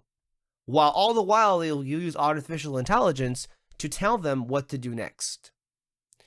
This is going to be the great film by Park Chan Wook, No Other Choice, which David and I got a chance to see in theaters the way that it's meant to be seen just a few weeks ago. This was the description by Letterboxd. Would you kill for a job? They mean that literally. After being laid off and humiliated by a ruthless job market, a veteran paper mill manager descends into violence in a desperate bid to reclaim his dignity. This film stars the brilliant Lee Byung-hun as Monsu and Son Ye-jin as his wife, Mi-ri. Both of which I'm just going to put out there right now. I feel... Well, overall, I do think this film should have received a lot more attention. This got 0 nominations from the Academy Awards, as every Park Chan Wook film always does. And I told you that's what usually happens, David. But I think these two performers in particular gave some of my favorite performances of the whole year. And those two in particular should have deserved a lot more attention as far as like when we're thinking about some of the best acting of the whole year. Per se.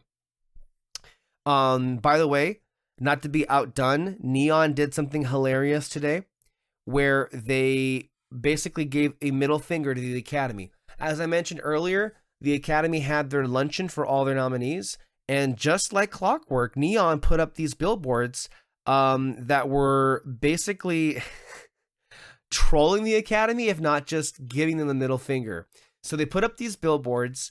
Now, for those of you who are familiar with the term "for your consideration," that is the tagline or the headline, if you will, for a studio trying to get their project get seen by Academy voters.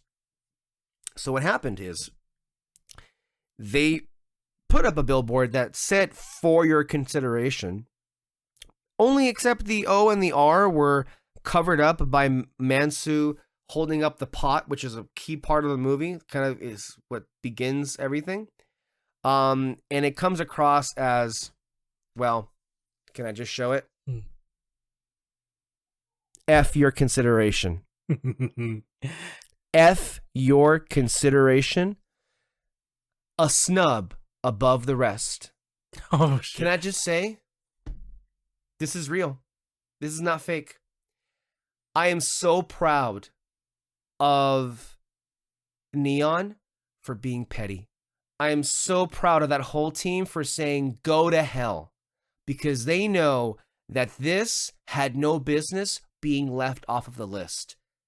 Every pundit was saying there shouldn't be a real reason why this film would be left off, only except for the fact that these people don't seem to like the director.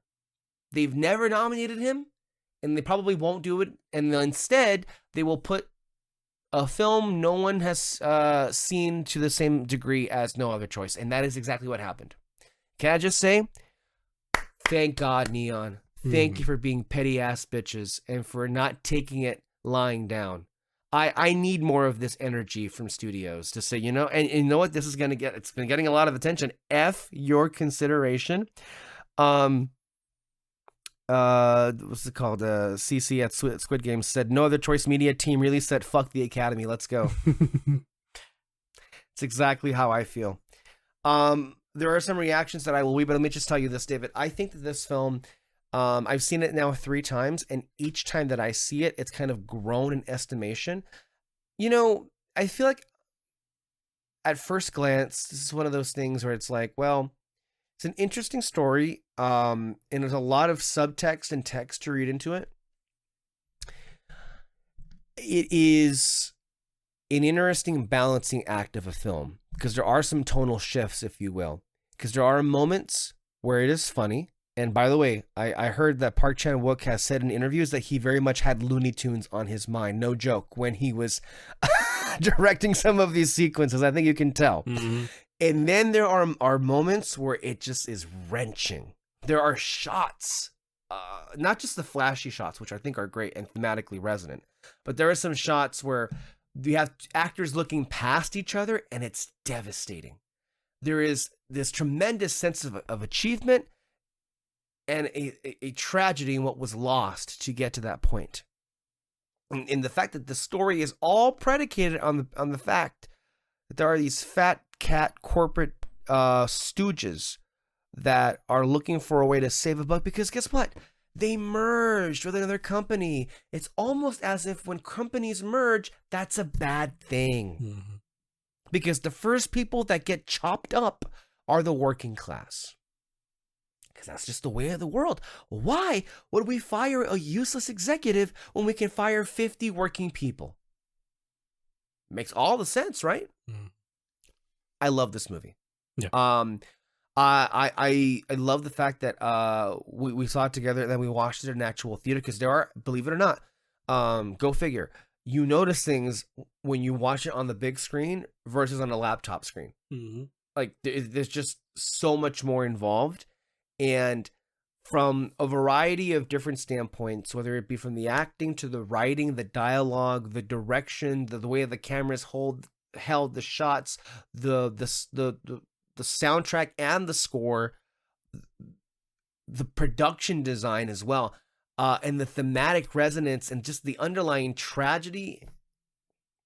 This is easily one of my favorite movies of the year, and just very resonant overall. Let me read to you some reactions. Here's Dan Bayer.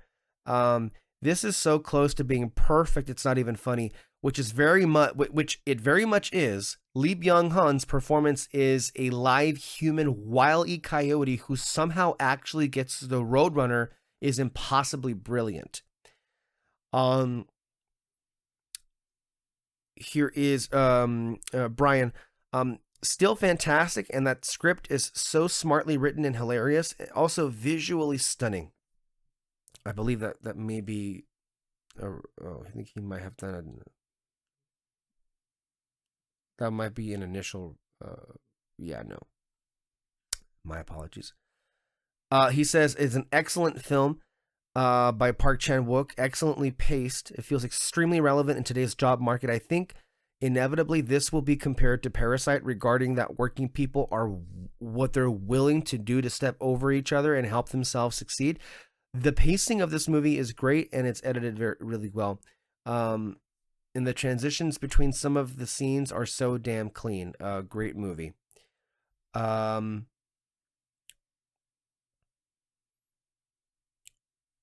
me 1 second, if you will. Gonna pull up some more here that I thought were interesting. Here's Zoe Rose. Oh, that's not the right one. Oh, I saw that you. Oh, David, you came up. What? David M. I'm like, who's David M? I saw that you gave it a pretty high rating, so that's pretty interesting. Because I see all the people who I follow on Letterboxd, and I'm trying to pick out their reviews. Okay. Trevor Madison, there is not a filmmaker working today that rivals Park Chan Wook's formal brilliance.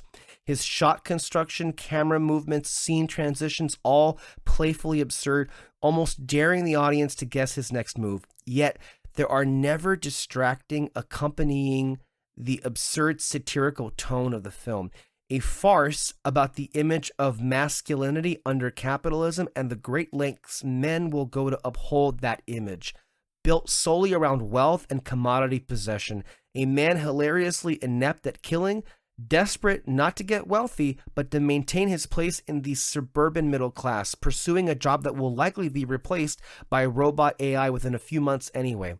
Yet another film about our feudal march towards artificial intelligence and automation, certainly in conversation with Eddington and the Shrouds, a masterwork from Park, one of the year's truly great movies.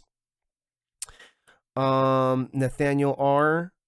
Grinning like a fool all throughout this, right up there with The Handmaiden as Park Chan Wook's best, quote unquote. Such a pure cinematic rush, and Byung-hun Lee gives A+ star performance. Sean Fennessy, there are several formal moves in this, transitions, superimpositions, camera placement that I've never ever seen before. No one is doing it like Park. Here, Jeff Zhang, souls fed into the machine, our entire worth inextricably from what capital demands. Park Chan Wook's modern comedy of errors, where every other shot is of how did he do that caliber. Lee Byung-hun with the performance of the year so far. Kevin Lee, nobody moves the camera and transition shots the way Park Chan Wook does. This is a film that will continuously surprise you, where the writing is always having this fun clash with the visuals are showing, with what the visuals are showing, and you have no clue where it's going to go until it reaches its thematic inevitability. Brilliant stuff. Yeah, obviously pretty incredible reviews. Here's Cody Derricks. Park Chan Wook is the most creative director alive. He somehow manages to put the camera in places that I've literally never seen before. These are pretty glowing reactions from this film. Lee Byung-hun carries this film. There is so many different layers of emotions that he's conveying, but he never, I think at first when the movie starts, he's a little bit understated, but then as he gets into what is happening, wow, what a career performance, I'll tell you that. And to see how the character evolves as the story progresses is very interesting to see, as is the remaining of the supporting cast.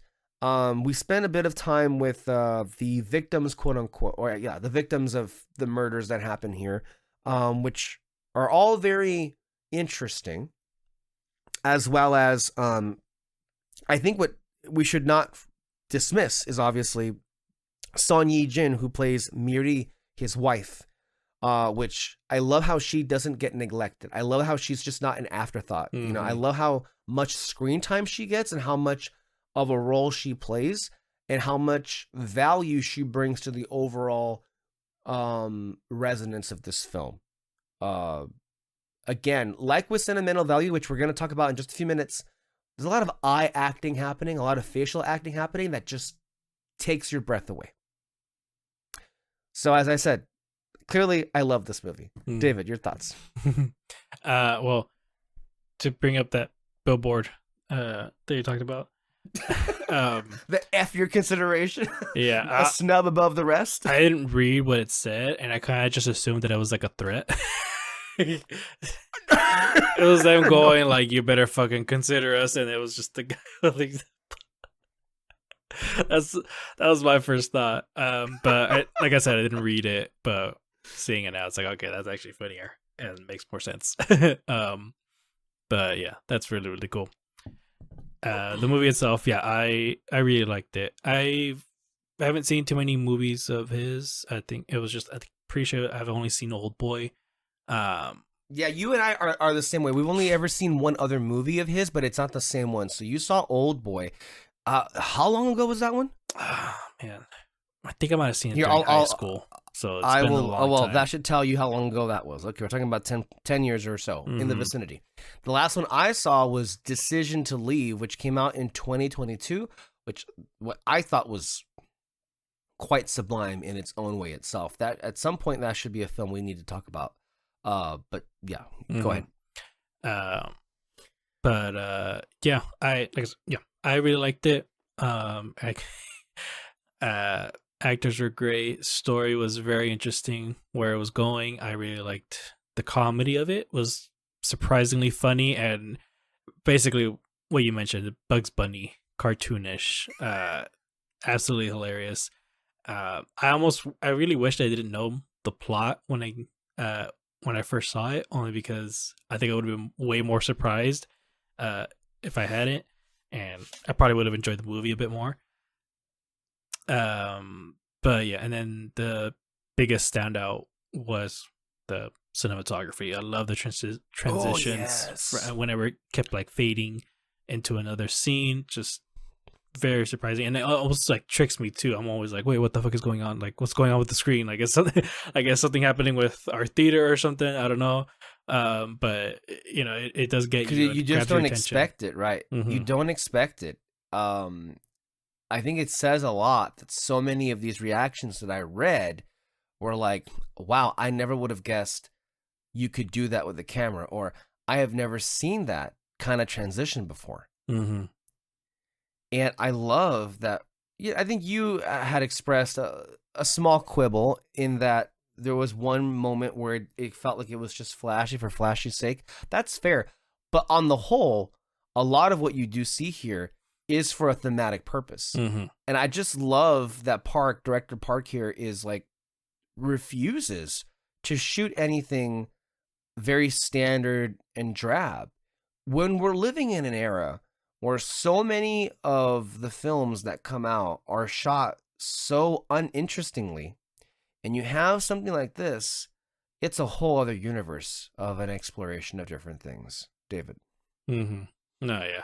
Oh, you want to discuss that moment where it didn't quite work with you? Oh yeah, it was this dream sequence the son was having, where you see him in this like little plant, and then he looks up and it's his dad looking at him. He has like a flashlight, and I think that flashlight transitions into the moon. And I don't know, just to me it was just a bit too much. Over the top. Yeah, I don't know how he could have done it. I think we got the idea that the son was being stressed out by the dad, by what he saw. I don't think we needed a dream sequence for it.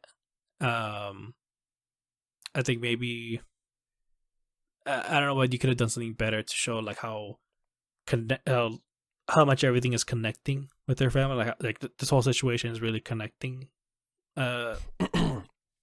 It's connecting, but in a disconnecting them at the same time. I guess you could say. I don't know if that makes sense. Mm-hmm. So yeah, I think you just could have done a little bit better on that. And it was just a little bit too much artsy with the transitions, because the rest of them, you know, you can probably argue that it is artsy, but it, like I said, it comes out of nowhere. It really surprises you, and for some of them, I didn't really see a thematic purpose. Yeah. Oh my gosh, I'm tired. It's late, kids. It's late. Thematic purpose to it. I just found it interesting, and you know, it just kind of the way he utilized the environment to oh my god, wow. Dude, wow. I've struggled with words before, but it is like, you know, word splatter. Okay. Holy shit. Anyway, I'm sorry. Yeah. I think we're going a little later than we usually would at this point. Maybe that's what it is. But maybe it was a long day. Yeah, for sure. I came in late at work and because of traffic, but it wasn't just me. Literally group chat, everyone going like this highway's blocked, this highway's blocked, and then my boss finally texts is like, yeah, we're all dealing with it, just try to get here as soon as you can. And it just threw off my day. Anyway, so yeah, to me, from some of the transitions, I didn't see a thematic purpose to it, but it was interesting the way he used the environment to transition to the next scene, and just kind of it was interesting, basically. Yeah, there was so many interesting, as you say, shots here. I mean, when it sticks out to mind is like when the last kill that he makes. We start off with the camera outside of the house, and he's like covering things up, and then we move over to inside, upstairs, and he's like putting the finishing touches on that. Let me just say this. On paper, with what happens in the film and the structure of it, this would not be up my alley as my kind of movie, just on paper. But here's, I think, what makes it so much more interesting, is that to me, this is ultimately a tragedy that speaks to the truths of what is happening in society today. This all happens because of a merger and corporations being greedy and hating working class people. And so they put a lot of them out on the street. And a lot of them are not going to be able to find jobs for months, years, maybe never again. A lot of these people, like our main character here, Mansu, who has been working in paper for 25 years. This man who has made, and this is kind of like the folly of his, but you can't help but sympathize because so much of his life has been that. But even in an instant where he's spying on his first victim, and how there's a connection being made from a soul standpoint of that they're both suffering in the same ways. They've given so much of their lives to just being at this company, and they've made so much of their identities with their craft. They appreciated it for the job that it was and the income it gave them. But a lot of the people who he comes across as papermen legitimately viewed it as a craft, as a form of art, as a passion. Yeah. And I think that's another added layer that goes beyond just anyone losing their job. Now, what makes this really interesting is like, well, look, there is a interesting exchange of views that is being presented here between the men who refuse to reshape who they are because of how much of their identity they've made their job, which in and of itself may not be the best thing to do, but in some ways can't be avoided because of the realities of the economy and the world such as it is. But the women in the film continuously say to the men, look, shit happens. Yeah. But your life doesn't have to end. Mm-hmm. There are other ways you can express yourself. There are other ways you can not just make a living, but be happy with what you're doing. But the men here refuse to even entertain the notion. On some, and this is where I get conflicted, because like, well, obviously the women are making so much sense. It's like, well, look, go somewhere else, do something else. But at the same time, I can empathize with people who have made it an art form to even do something like, okay, you make paper, whoop-de-doo. I don't know what the ins and outs entail, but they clearly did, and they loved it, and their whole life has been thrown into a whirlwind because of corporate idiots who just want to make more money and save a buck. These people have given decades of their lives to make their company that they just purchased more valuable, and they get thanked by saying, go to hell. That's a really interesting mix of ideas to present, and how we discussed it after we watched it.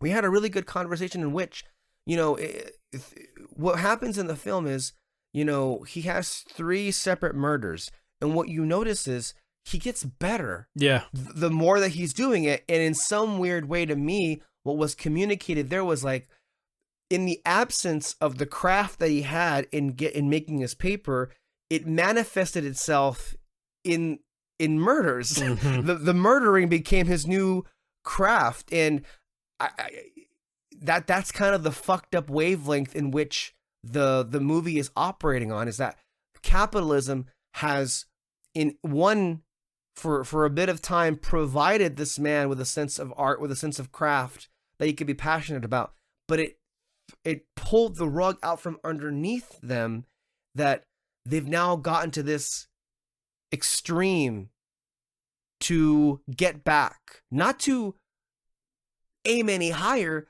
but to just get back what they lost. David. And what's funny actually about him getting better at murdering people is that if he had applied that, which is weird saying out loud, isn't it? I know, but like if he had applied, that level of commitment to anything else, he probably could have been as good, because that does happen. Like I've had multiple jobs, and for all of them that I left, I'm kind of surprised by how good I got at it. Like genuinely, on my last job before moving to back to California, I was helping out some new people there, and I'm just going like, man, I learned a lot from this job, and I know exactly what to do, while they're so confused as to what even the second step is. And all that. Like, you can, it was an interesting thing about the man not being able to move on from the paper stuff, because they did see it as a craft, but it's also understandable that they just realized they're really good at this. And it's just you kind of don't, and I'm sure for them, they just didn't want to lose that.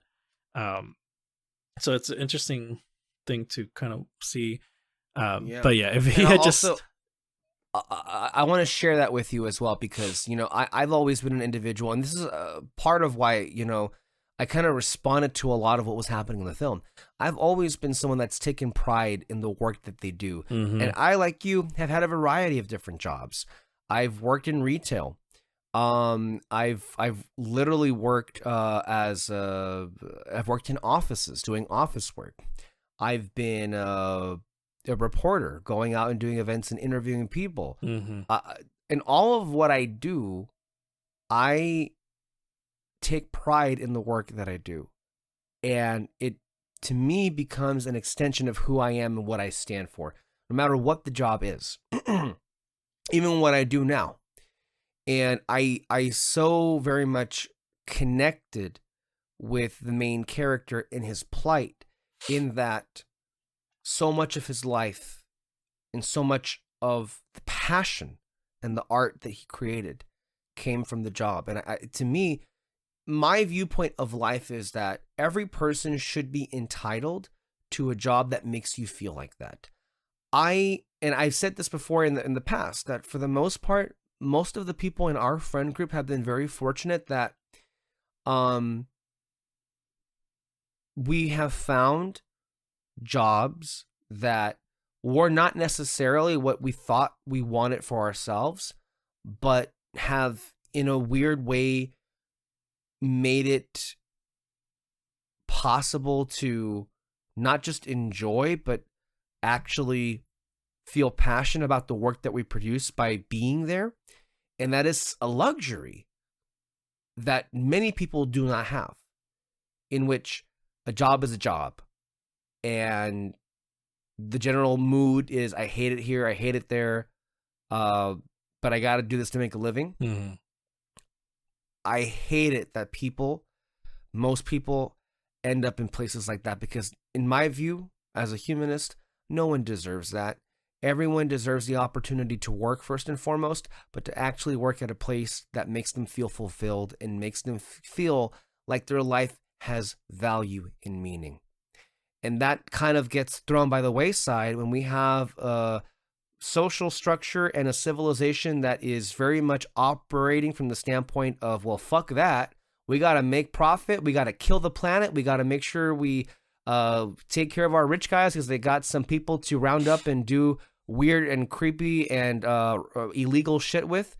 And everybody else be damned. Mm-hmm. So there's a lot in here that I personally responded to. David, you were saying? No. Yeah, and then the whole corporation stuff is it's pretty for sure fucked up. The way the main guy, he was trying to almost rally, I guess you can say, his coworkers. You know, he's trying to hype them up, saying like, "Oh yeah, I'll defend you guys. Don't worry about it." And then it just goes. Does it go to shit, or was he never going to defend them in the first place? I can't remember. Or actually, no, he was actually okay. In the beginning of the film. He actually did. He approached those executives, and they were like, they had no other choice. Mm-hmm. Yeah, and then they leave that group therapy, and then it's revealed. Yeah, and then oh my god, dude. Because no, but that's also another layer that I responded to, because look. In some cultures in the world, but I would even say in most cultures, I'm not even sure it's a particularly unique to a Korean culture, but like for the most part, it sucks to be unemployed. I think a lot of people can relate to that.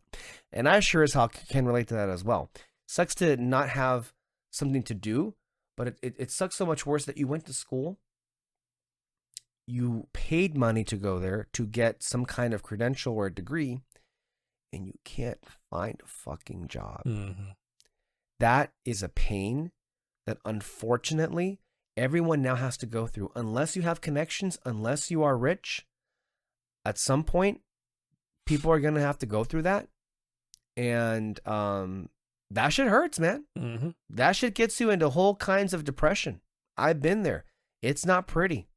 It makes you feel useless. It makes you feel like, what the hell was the point of any of this? So I very much related to that. Yeah, and I've brought the story up many times, but you brought up the merger stuff. One time I saw this happen of a merger of a YouTube channel, SourceFed Nerd. I brought it up before. Oh yes, you did. Yeah. Basically, the channel got sold. I can't remember who bought it, but once the company got it, they were like, "We're shutting this channel down. You're all fired." and you know, for like a month, there's all these videos, you know, the last of their videos that they want to put out, their goodbyes, you know, memories of them making the YouTube channel. They made it grow to 1 million subscribers. And then they had their final live stream, you know, pretty sad for me. I really loved that channel. It was super fun. A week after their final video, a new one pops up, and it was Now This Nerd. It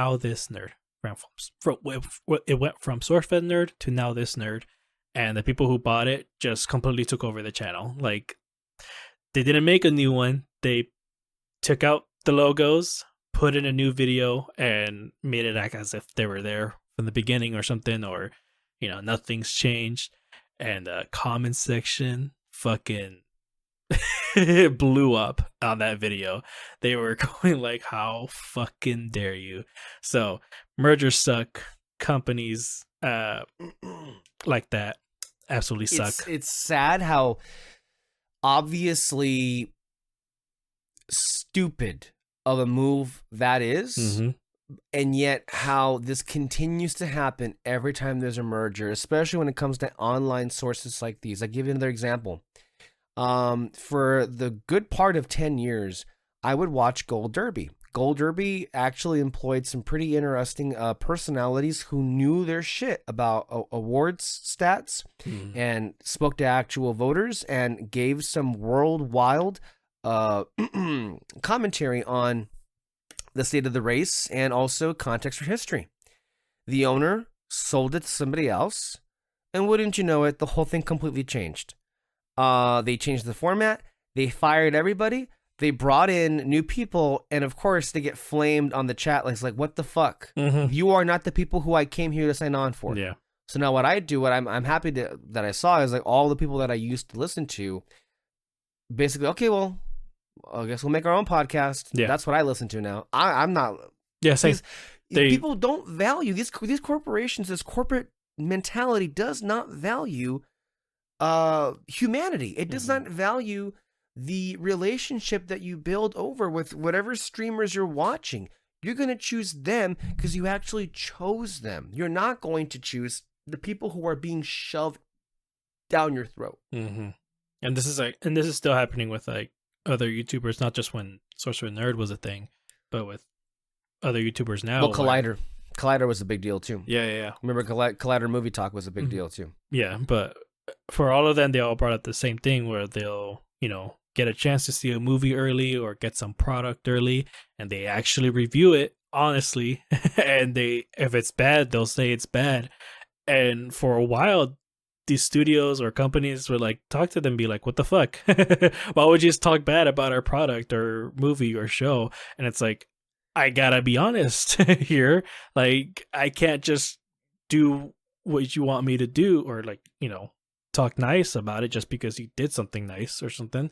And these companies didn't understand, like, YouTubers have a sort of relationship with their viewers. They are expecting an honest review about them or their honest opinion about certain products or movies or shows, and you're gonna have to deal with that. So, and then a lot of these people lost chance of getting early access to stuff, and a lot of people are still dealing with that. Can I just point that out that this is why a lot of these studios and corporations were trying to like be friends with Trump and are not that opposed to him being president, because if you notice, the carryover there is quite similar in that the studios constantly trying to micromanage how the conversation takes shape, and the fact that they would get upset at people who they invite to put out negative reviews really, unfortunately, gives a lot of credence to the idea that a lot of these people are bought and paid for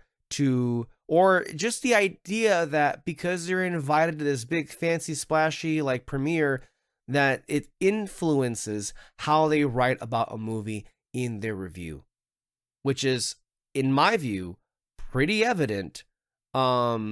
Especially if you look at the reviews for all of the Marvel movies from like 2013 and going forward, where a lot of them, quite frankly, weren't very good and weren't all that deserving of all the praise. Or even, as we were just saying earlier, the Disney animated sequel films that seemingly get a pass for being not even movies.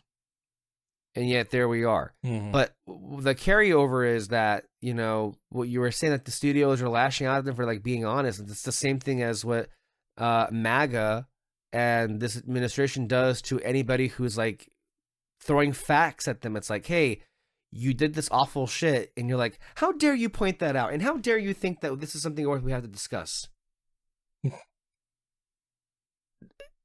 This is why these tech bros that have taken over every industry and ruined every industry, this is why these corporations or the studios who are owned by these multi-conglomerate corporations make nice with him, because ultimately, while they think he's an idiot, they think he's crazy, they think he's a buffoon and really a bad person, they will stomach that because his way of guiding and fostering the economy is ultimately what they want to do. They can get away with a lot more shit, which is, to me, kind of funny, because as far as the way that it is right now, Democrat presidents don't even do anything, like, at all, to tell you the truth, when it comes to, like, guiding the economy. The most they ever do is, like, maybe they'll raise taxes on them, if they do that, which they don't. They promise they will, and they don't. So there's that. But going back to No Other Choice, what did you make? Look, I'll say one more thing. Why I feel like the wife is such a pivotal moment, or a pivotal person in the story, is when we get to the end and she's put together what's going on, you're looking at her, it's like, what's going through your mind? Because she says to him, basically, I'm going to paraphrase, I don't have the exact quote, but she says to him, you know, whatever you're doing, we're doing it together. Like, she extends, by the way, she says that when she has a pretty good idea what he's doing, and he won't let her in. And we get to the end of the film, I think the look on her face says that she understands why he did what he did, but she can't look at him the same. And even though he got back his occupation, and perhaps they saved themselves for the moment, the tragedy is that relationship won't ever be the same. And then the bigger tragedy is, for how long will this reprieve be? Because as we see the ending of the film, it's all fucking machines, man. And that gets you thinking, there are a whole lot of people in this planet that are about to be this character. And what, ultimately, and this might be one of the things that the movie is trying to have a dialogue about, is what are all these working people going to be brought to do when all of these greedy ass motherfuckers have erased them from the job market? What happens then? And this movie is kind of, in a way, a cautionary tale, or maybe more so just flat out telling you what may happen. Violence may seem inevitable. We've been saying for the last couple of weeks, because of the political situations in the world, violence in and of itself, because of what's happening right now, seems inevitable. But when people are displaced completely from being able to have a job, that ain't gonna be pretty. So it's a really interesting way to end that film. Also, one of my favorite scenes in any movie this whole year, I gotta tell you, that was as expertly directed as I've seen in any movie ever.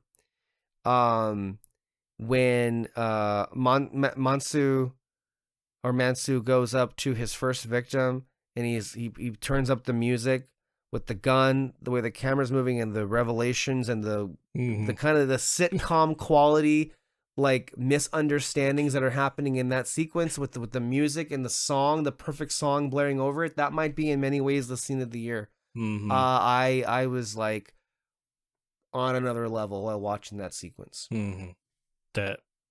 Everything about that was honestly perfect. You said the miscommunication, just the different conversations going on between the two, and then when the wife comes in, it's just like hearing him talk, and she just blows up on him too.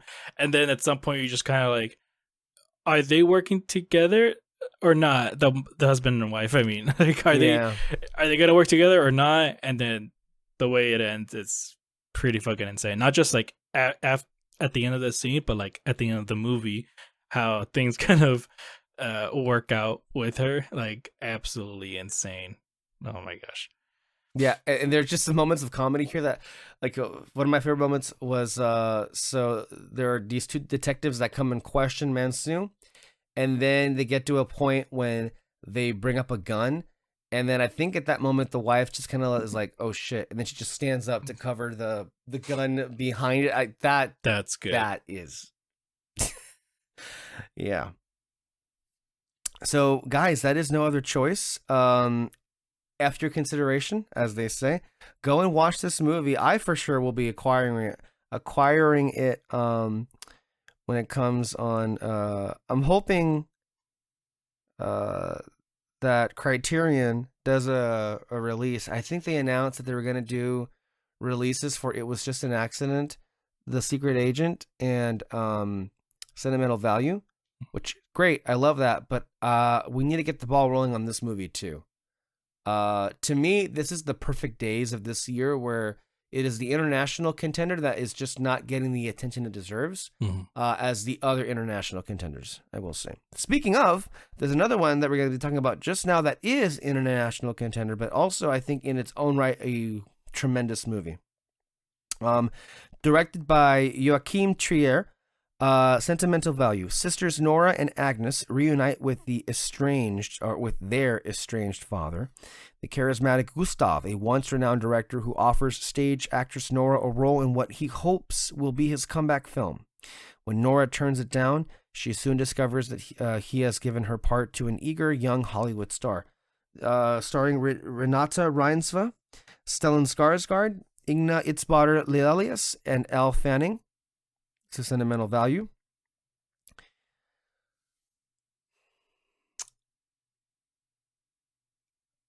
I really love movies, as you can tell. And what I love about this movie is how, on the surface and on paper, it is a story you've seen before. It bears a lot of resemblance and familiarity to certain other kinds of films. You know, you have a filmmaker who is estranged with his family, and through the process of him writing this latest film, there might be the hope for a reconciliation of, you know, this is a story that can be quite familiar. But what I love about what Trier does with the performances in this film, and then the directing and the writing, at every turn, it refuses to feed into the cliches of what you would associate this kind of story to be. From a structural standpoint, from what it chooses to communicate through dialogue, and what it doesn't, and what it instead chooses to communicate through the actors, not with words, but with glances, but with eyes, but with faces. Truly, some of the best acting I've seen maybe ever in this movie.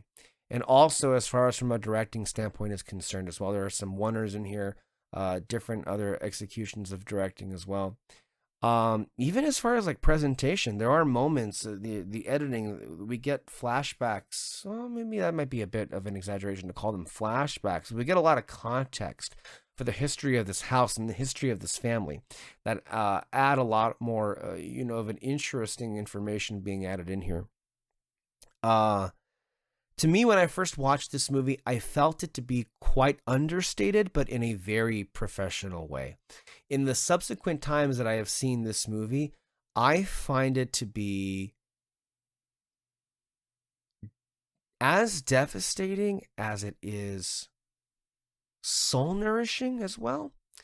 There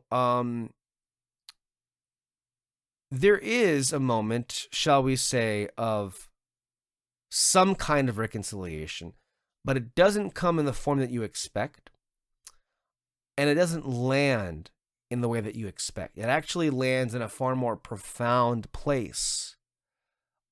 The final moments of this movie,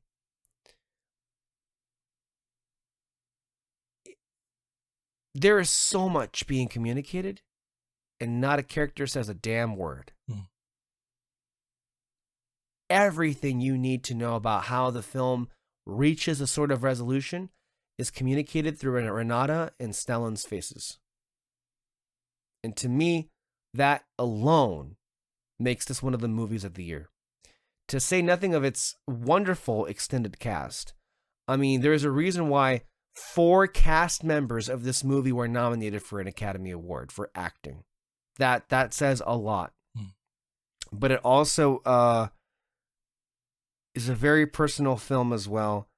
And I'm as impressed with Renata with how she, as Nora, how she's just able to, maneuver her way around so many different kinds of emotions at the same time while being vulnerable and open.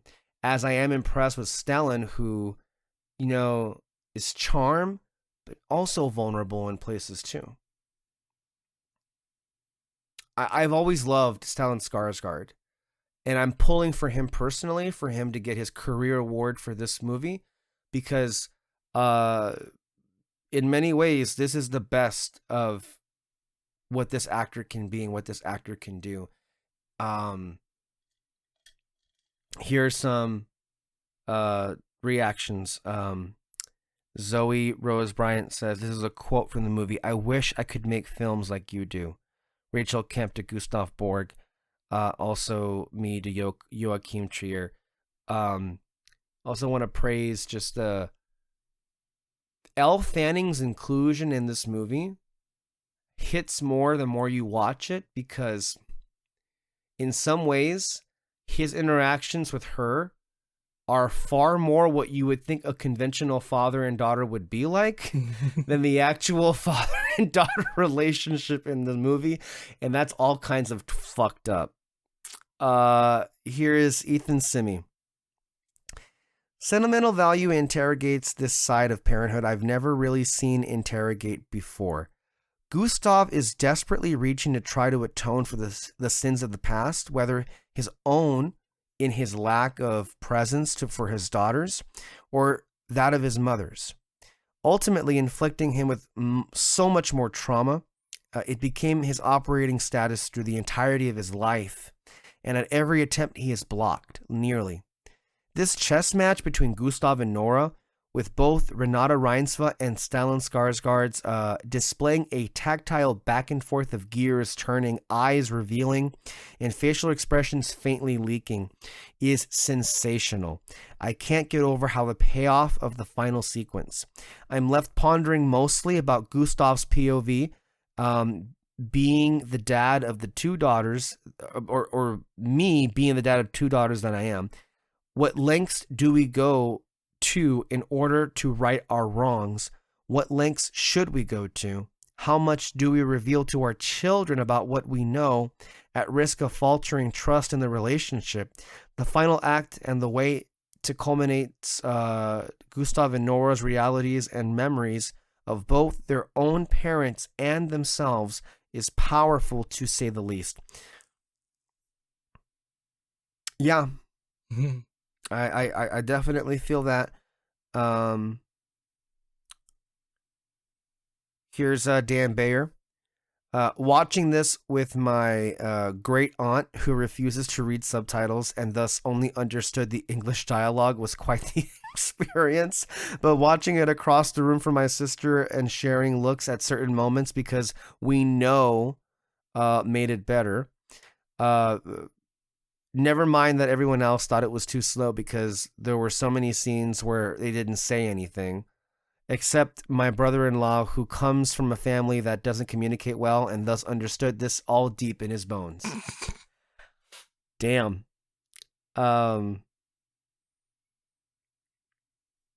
Okay. Yeah, this is a Sentimental Value. David, your thoughts?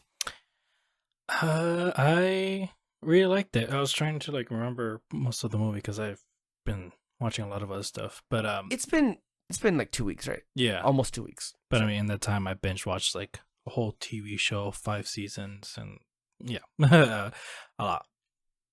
But and needless to say, you've edited a whole bunch of Red Spotlight content. Oh, that's true too. Yeah, not just Red Spotlight, some other stuff.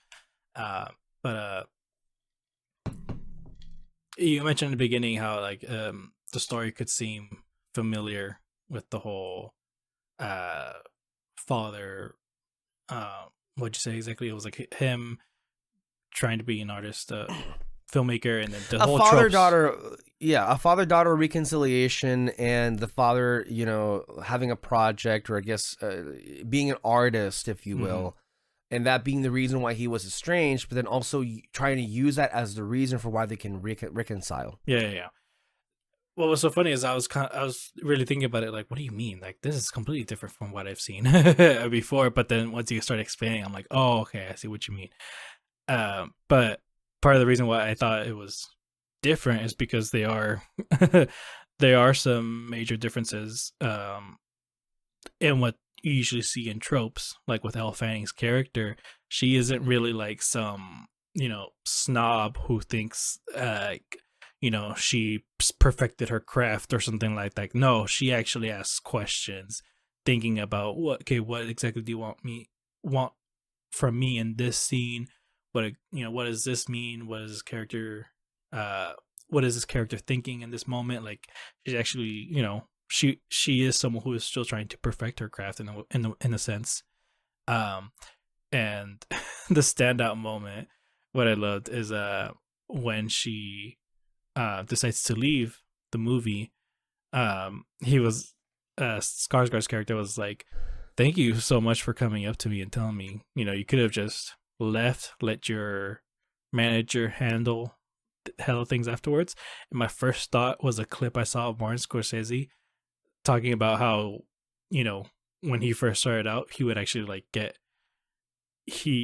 some actors would just straight up leave the project that he's working on. And like, I mean, that is a big thing, because especially like if you're already filming and they just straight up leave, you're like, what do I do now? And so like that's something that he's dealt with before.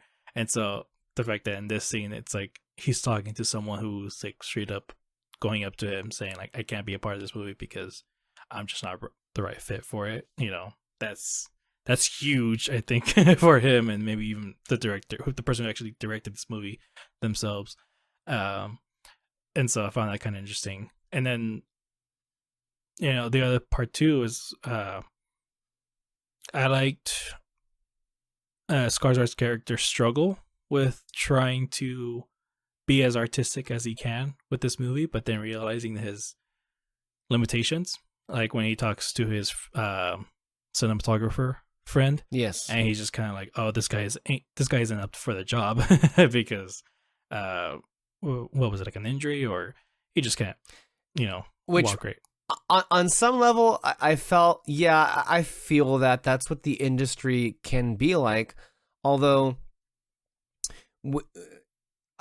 if you're a successful director, you can, like, let's just say you're at a Spielberg or a Scorsese level, you keep your people. I mean, look, you're longtime collaborators.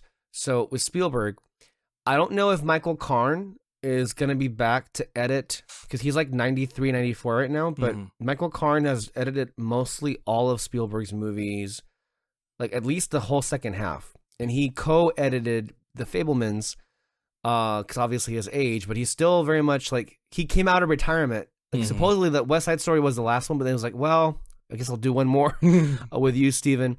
And then also, again, John Williams technically retired after he did the score for Fabelmans, but then he came out of retirement and is doing the score for the new movie Disclosure Day, which John Williams just turned, I believe, 94 years old this week. So it's like, I mean, it's a common thing that happens. But like for him though, it's like he felt his artistic vision was sort of constrained, not just because of his age, but because of what was happening with his family.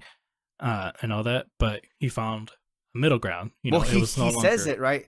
He says it to Nora in the movie. It's like, it's not good for the art either to have like all of these like frustrations bottled up, or at least not having the open dialogue with another person, or to have something else in your life. Because there was a scene earlier in the film when like he and Nora are kind of going at it, where she's like, "You don't really know us," and then he's kind of being a little bit judgy. It's like, well, you should have kids. You never regret having kids. Well, then why did you leave us? In that somewhere, he also said it's not good for the art as well, that you're trying to do when you're kind of like pent up this way.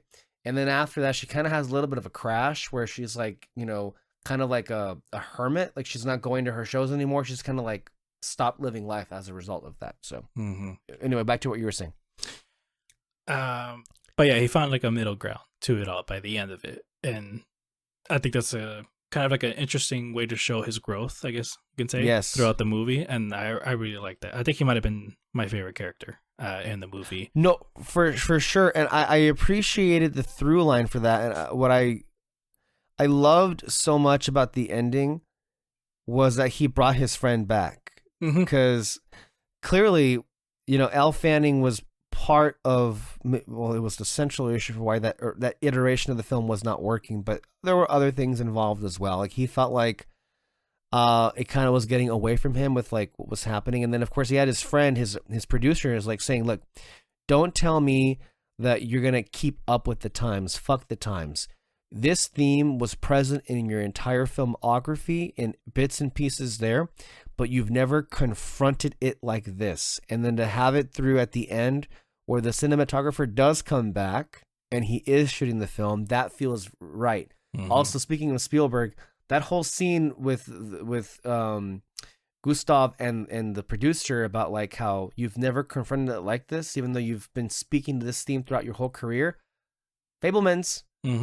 That's what I was thinking of in that instant as well, because that in and of itself is something that is based off of his life, and he's kind of been sprinkling it throughout the movies, but didn't quite so tackle it up until most recently, obviously. So that's something that I was thinking about as well. Yeah.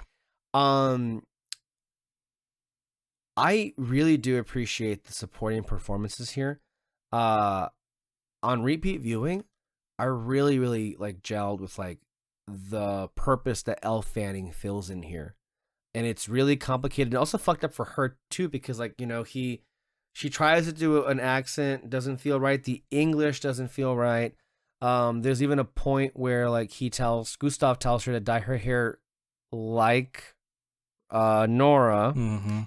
Then there's a scene, which might be the scene of the movie, where she goes to her and she's talking about how she's having a hard time connecting with the character.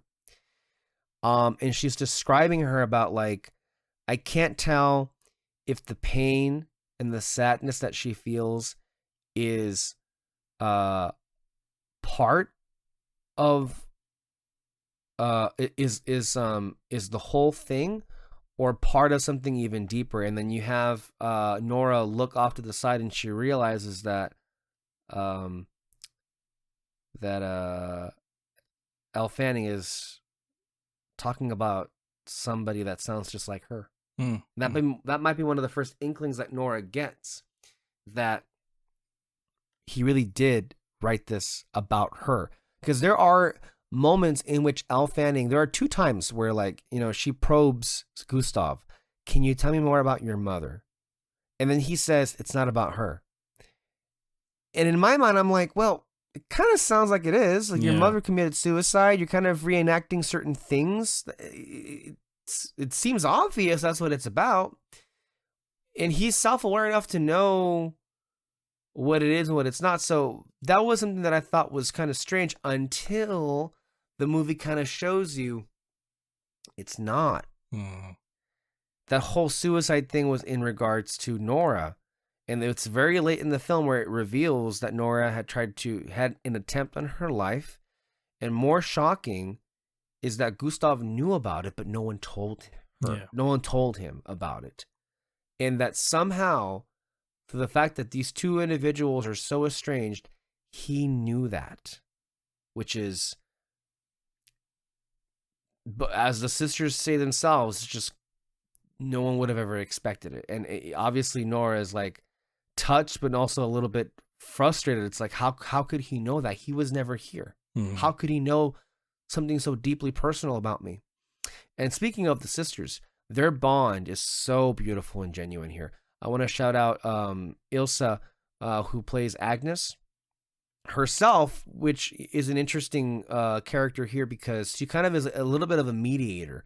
Like she very much is close with her sister, and she likes to maintain a semi relationship with her father. Like she loves him, and you know, she too is, you know, not happy about the fact that they were estranged, but she makes the effort more so than Nora. Nora, for the most part, wants nothing to do with Gustav, but Agnes tries. And she's a really interesting player here because she's trying to, you know, keep the peace. She's also exploring some things herself. Like she, you know, in a lot of ways is like Nora's like wellness person, tries to like, you know, keep her in a good place, you know, because she's, as the film will reveal, was there for her when she was in a very low place. But what the film has her do is quite interesting with a couple of things. There was a moment where she goes and she does some research because she really wants to kind of explore a little bit more about her family history, maybe as a way to like get to know her dad more so as well. Maybe that was the way that she thought best, was to get to know his mind a little bit more about like where he comes from. And then a little bit of conflict that does happen when like he's like, hey, I want to include your kid in my movie the same way that I included you when you were a kid. And she kind of feels very like, no, about that. And he's not hearing it. And there are moments in where Gustav just feels like you're not hearing your daughters. You can't just tell them, read the script. You'll understand that.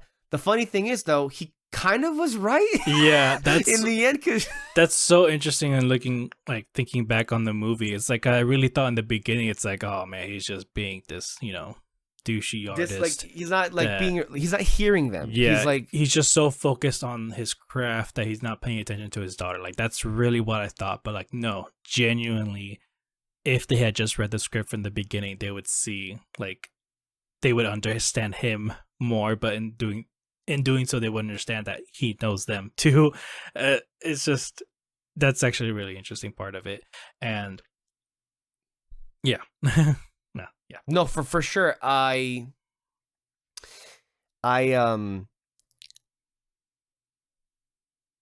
movie, I think, makes it a very believable thing for the character to do, is that his whole life he's been unable to communicate with his family, with his daughters.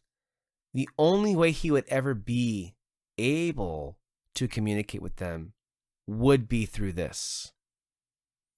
And as it so happens to be, it touched them both. It moved them beyond words. They were quite stunned as to how well he knew them and how this was going to be. Because I think the daughters are in their right to think like, dude, what are you doing here? Like, are you really just trying to use this for your big comeback? Like, and it doesn't help that he casts an actor. He just replaces his daughter with an actress. That doesn't look great. When you do, it doesn't help your case in that instance. Yeah, shall we say? But, yeah, I just thought this was a wonderful film, and one which is going to be quite interesting to revisit on repeat viewing about how we feel about it.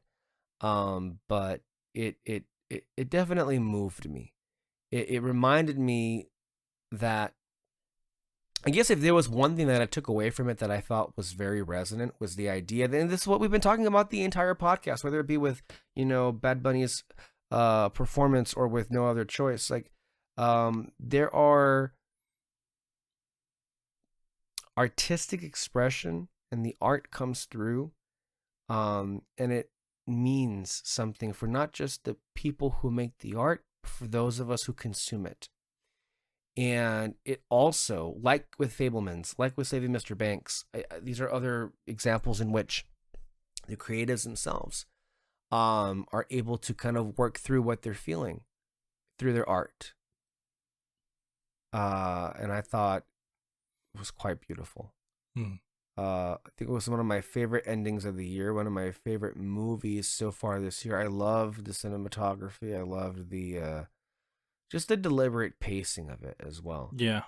There also are some funny moments in here too, like, you know, Nora's weird techno Broadway stuff, not Broadway, but plays that she does are really interesting. The whole bit with her running away, trying to escape because she has, I guess, some sort of stage fright is hilarious too.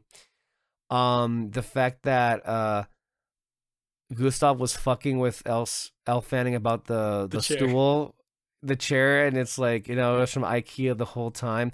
Or this was one of the ones that got some pretty great laughs. Him giving those classic movie DVDs to the kid and then raving about, this changed the way that I looked at women, and raving about Monica Bellucci. I mean, that's an all-time. No, I like the Elle Fanning's like friend group that are always with her in the beginning, when they were like, Elle Fanning's like, she's fanning out. Are they friends, or are they just hired assistants? Hired assistants, I guess, more so. But when she sees Skarsgård for the first time, and she's like, "Oh my gosh, I loved your movie," and then the other two people are like, "Yeah, it's fantastic," and then just go back to their phones. Like, yeah, it was so cool. Yeah. Anyway, back to my. And then the way he treats them afterwards, it's so good. Oh man, I love that. It's like, there's a cafe, fuck off. Yeah. And then you don't see them after that, actually. No. Which is great. But a couple things though. Actually, 3 things. Yeah. One, I like the fact that Elle Fanning did leave because she just wasn't fit for the role. It wasn't because she was a bad actress. Like, no, she is a good actress, not just like in the actual movie itself, but like, when she was acting out certain scenes, she was great. But this is something to think about too, because there's whole stupid conversations whenever it comes to casting adaptations and all that. But like, it's not about just being a good actor or actress. Like, you just have to fit the right role for the movie, and that's just not what was happening with her character, and I find that interesting. And then when they remodeled, I guess, the house, I guess from the inside, were you also like, this looks ugly? The remodel, I was like, I hate this. But contemporary modern stuff happening, like the wood was fine. The colors look great. I honestly don't think it would look ugly or be associated as ugly if it wasn't the only look that everyone wants to do. And that's a side tangent, but I'm a fan of the look in isolation. I'm not a fan of the look in totality. I in that, like, we think of the cookie cutter house where every house has the same layout, has the same finishings. That I'm not a fan of. I'm much more about people, interior design fitting the individual and how they want it to be. But you are correct though. It took all the character out of the house for sure. Yeah, for sure. I had a third thing, but I can't remember it now. Oh well. But overall though, fantastic movie, and honestly, just talking about it with you, like, bringing back some memories, I'm like, I kind of want to watch this again. More so. No, it's a great movie. Yeah. So, yeah. No, it's a great movie. You can watch it again. You have access to my Apple account, so it's there if you want to watch it, just like there. No, it's a good watch for sure. And I mean, that's why we come and do these podcasts, right? To have these conversations. I mean, yes, we have a lot to say about the news and the world, and but I am happy that we have movies like No Other Choice and Sentimental Value to balance that crap out and have some really good discussions from a positive standpoint. That yes, there are still good things being made. There are still good stories happening that have a lot to say about what is happening in the world, because so much of No Other Choice's connection to like what's happening in the world is pretty clear. But with Sentimental Value, that's a different situation as well. I mean, there's just the estrangement of a generational divide as well that's happening, and it's not really unique to any particular place. To tell you the truth, I feel it's kind of universal. I think we're living in a place. If you look at films like Everything Everywhere All at Once or Turning Red, or there is a moment in which we're living through right now where there are, in some instances, generations beginning to bridge that divide and beginning to understand one another. It's not happening everywhere, and it's not going to happen in the same way either. But the idea that these kind of conversations and these kinds of dialogue are something that may very well happen and should happen, I think is a net positive for humanity. I think it's a net positive for families who so desperately want to communicate but can't ever seem to find the words, especially when there is so much to be said. And it's tough, I gotta tell you, because look, the movie doesn't end all like happy dory and everything. It's like I don't know ultimately what it means. For me, the way that I interpreted the ending is that there is now a genuine sense of understanding, and they have a place from which they can grow. Not that everything's all fixed and solved now, but there's a chance now that, as the years go by, there might be a genuine relationship there, where before there was none. Not that everything's fixed and everything's solved. Yeah. Because it's never that easy. Mm-hmm. Well, with that being said, it is now the next day from when we started recording to where we are right now. So we're going to go ahead and finish off this podcast. I want to thank everyone who has been listening week in and week out. I want to thank you, David, of course, for continuing to edit all of the different things that we do here. We've got some interesting reactions coming your way. We don't should we? Let me see. I don't know. By the time that this episode itself is uploaded, this is episode number 528. I saw on the channel you already have 527 there, and I believe you're going to post it on Sunday, I want to say, or earlier. Sunday. Okay, so we are finally going to be doing the Spielberg Files. The episode that we already pre-recorded has basically retrospective and reviews, first-time reviews for some of us. We're going to be doing all the Spielberg films, also some movies that he may not personally have directed, but very much meaningfully in the canon of Spielberg. The first films that we discussed were Duel, Sugarland Express, Jaws, and Close Encounters of the Third Kind. By the way, I recently rewatched Close Encounters, and I also was watching the new teaser for Disclosure Day, and I'm seeing some connections. It's like interesting stuff happening there. Anyway, that will be up on there very soon. That'll be 527. And in the future, hopefully before Disclosure Day comes out in theaters, we want to get through the remaining of the films and have episodes dropped on those as well. And do we want to announce the other thing as well? That I think is also very close to being put up on. Alexis was, saying that she was hoping that it would be uploaded pretty soon. Or is that the HSM? Oh, no, that's gonna be well. So. Oh, okay. Yeah. Do you know when exactly that's gonna be? This month or next month? Next month, probably. Okay. Because she was thinking it was going to be this week, and I'm like, well, I don't know about that. No, it takes me quite a bit to edit those, especially because I still got to work on Furiosa. So, yeah. If anything, I would just put Furiosa on the back burner. Okay. Only because these were going to be like, I think every 2 to 3 weeks we want to record these. Mm-hmm. So I don't know if you were working on Furiosa, but I would just say save it. Okay. Save it.